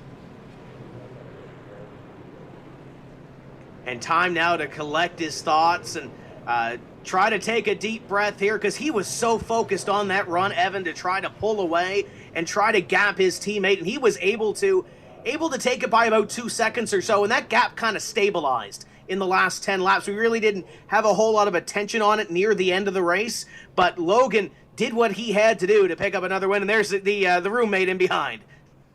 He congratulated him on track, and he comes over and gives him the pat on the back, the Polish victory lap for Logan Clampett as he gets the race win here from Atlanta. Tim, I almost think that him having that advantage made that end more stressful than if he was actually in a fight, right? If you're fighting with somebody, you don't have time to think about making a mistake. Don't have time to think about how this could go wrong. He executed that final cycle of pit stops perfectly, started this race 7th, drove himself to the race lead, and then he just had to hold his breath for that 50-lap run to the end, and he didn't make a mistake.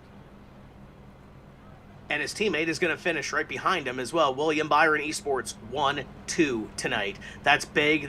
The roommate finishes in 4th. I'm sure there's going to be a party here this evening.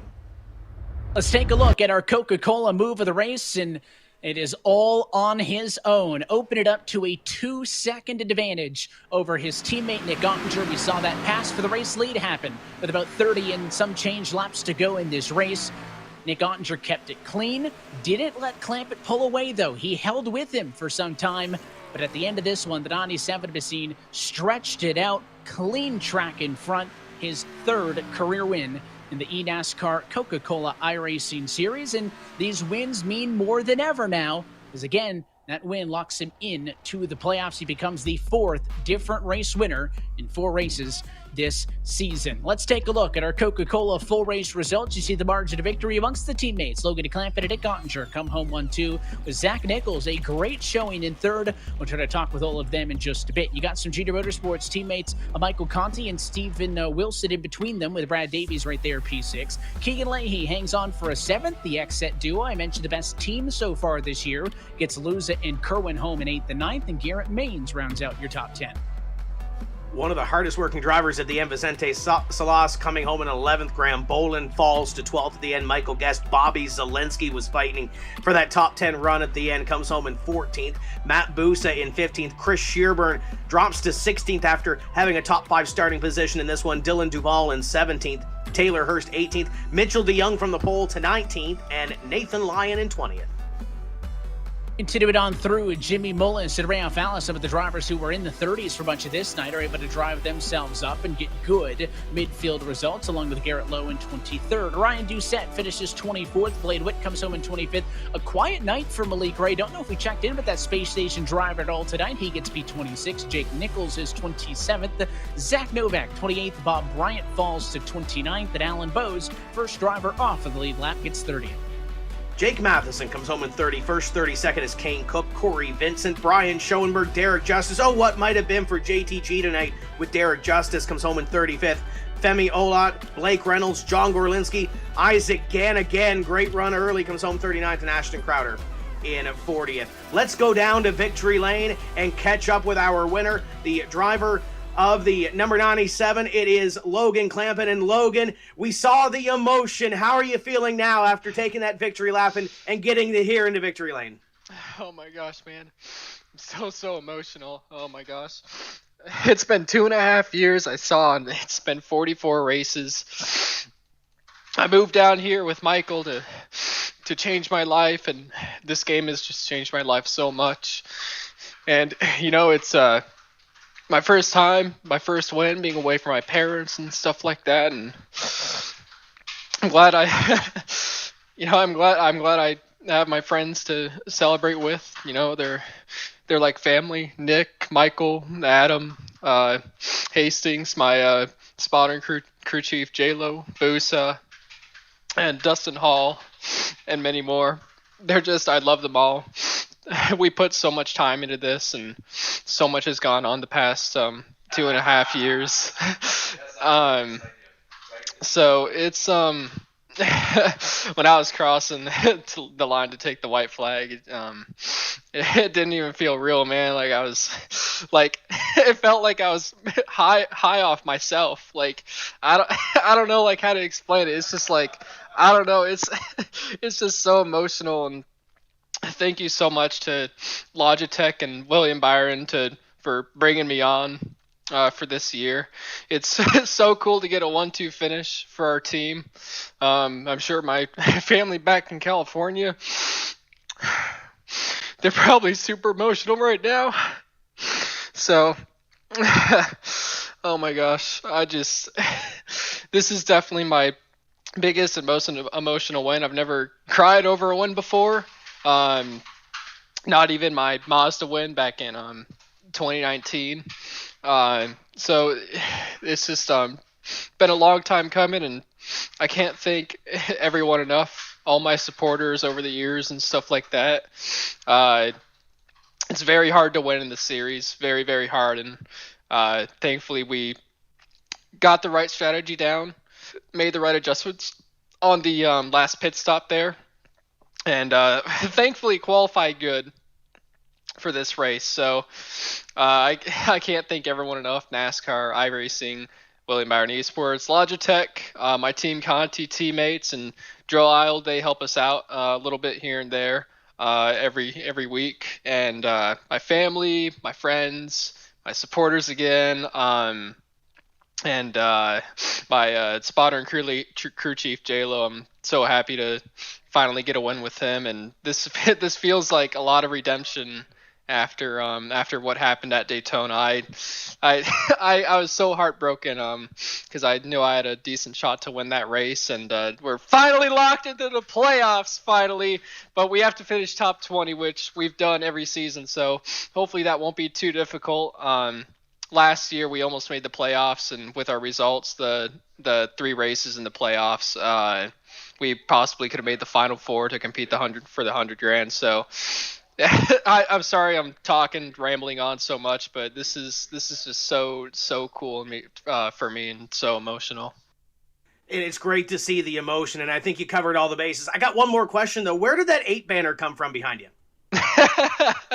Oh, Michael's just joking around and stuff. Little sponsorship there on he got his new rig and stuff, so it's cool to see him get P4 on his new wheel and new rig as well. So overall, it's just we're gonna be celebrating for a while, man. This is so cool. Go celebrate! Congratulations. Thank you. Logan Clampett is your winner tonight, and let's talk to his teammate, driver the number 25, the defending series champion, Nick Ottinger, has joined us now. And Nick, second place. You were able to kind of stabilize that gap at the end to about 2 seconds, but what else did you need here tonight to get up to your teammate?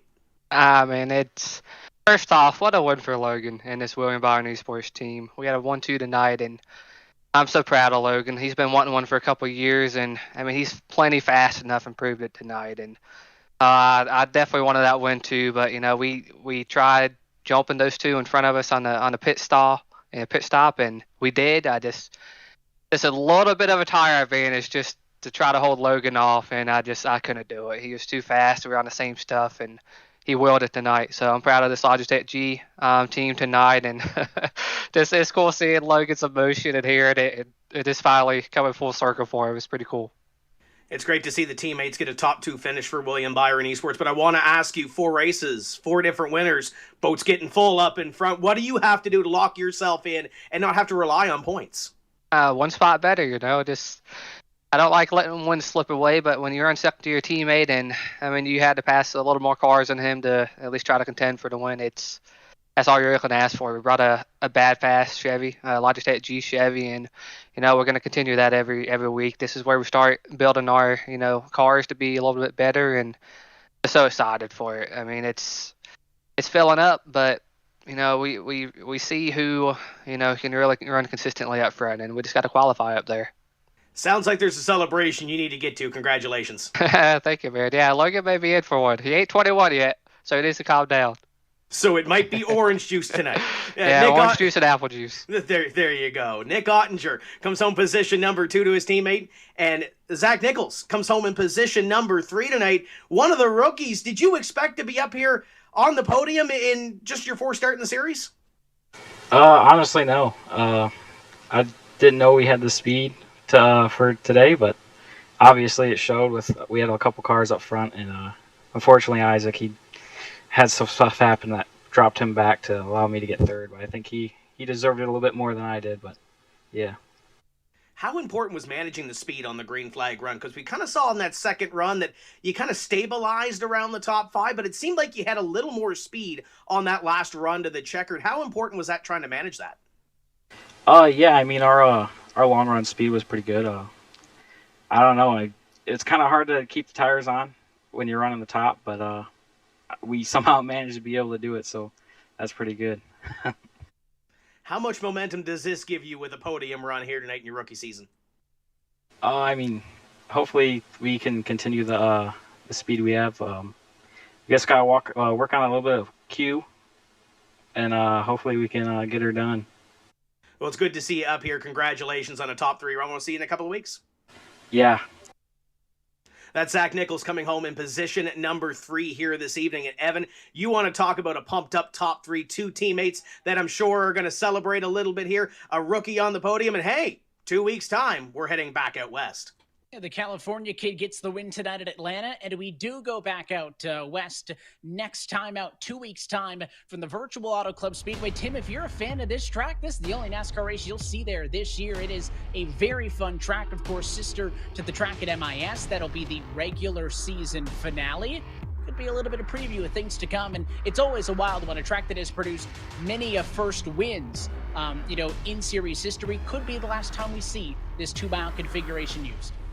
And we saw what we saw tonight with drivers moving around and trying to find some grip on this old surface. We go to Auto Club next week, which always brings us some great racing with this series. I think with what we saw tonight, it's going to be elevated. And now we have 4 winners in 4 different races. Do we get a 5th in 2 weeks? You said it. The boat's getting full, right? We may run out of space. Good news is, Tim, we expanded the playoffs this year, right? Went from 8 drivers to 10. I think we might have to burn up those extra 2. Somebody might have to point their way in with a win. We see it with the NASCAR Cup Series as well. There's drivers getting wins that we anticipated to be here, and that shows the competition in this series. But who's going to be the odd man out? There's probably going to be somebody with this competition that doesn't win a race and doesn't point their way in. I'm excited to see how this season has already shaped up, and we continue to move forward. Auto Club in 2 weeks going to be a barn burner. It's not that the guys who have won aren't big names, Tim, but there's too many big names to fit in a 10-driver playoff, right? There's too many, I think, championship caliber drivers to fit in a 4-driver finale. So we're in store for a great rest of the 2021 season. Until next time, though, that's it for us here tonight for the virtual Atlanta Motor Speedway. So on behalf of our entire team back at iRacing, our Countdown to Greek crew, and everybody else involved in making this broadcast possible, for Tim Terry and myself, Evan Pasoko, I want to thank you for tuning in and congratulate Logan Clampett, your race winner tonight from Atlanta and 4th different winner this season. We're back in 2 weeks' time on the 30th for the Virtual Auto Club Speedway. That race and every race of the 2021 eNASCAR Coca-Cola iRacing Series can be found right here on the iRacing Esports Network. Until next time, good night from Atlanta.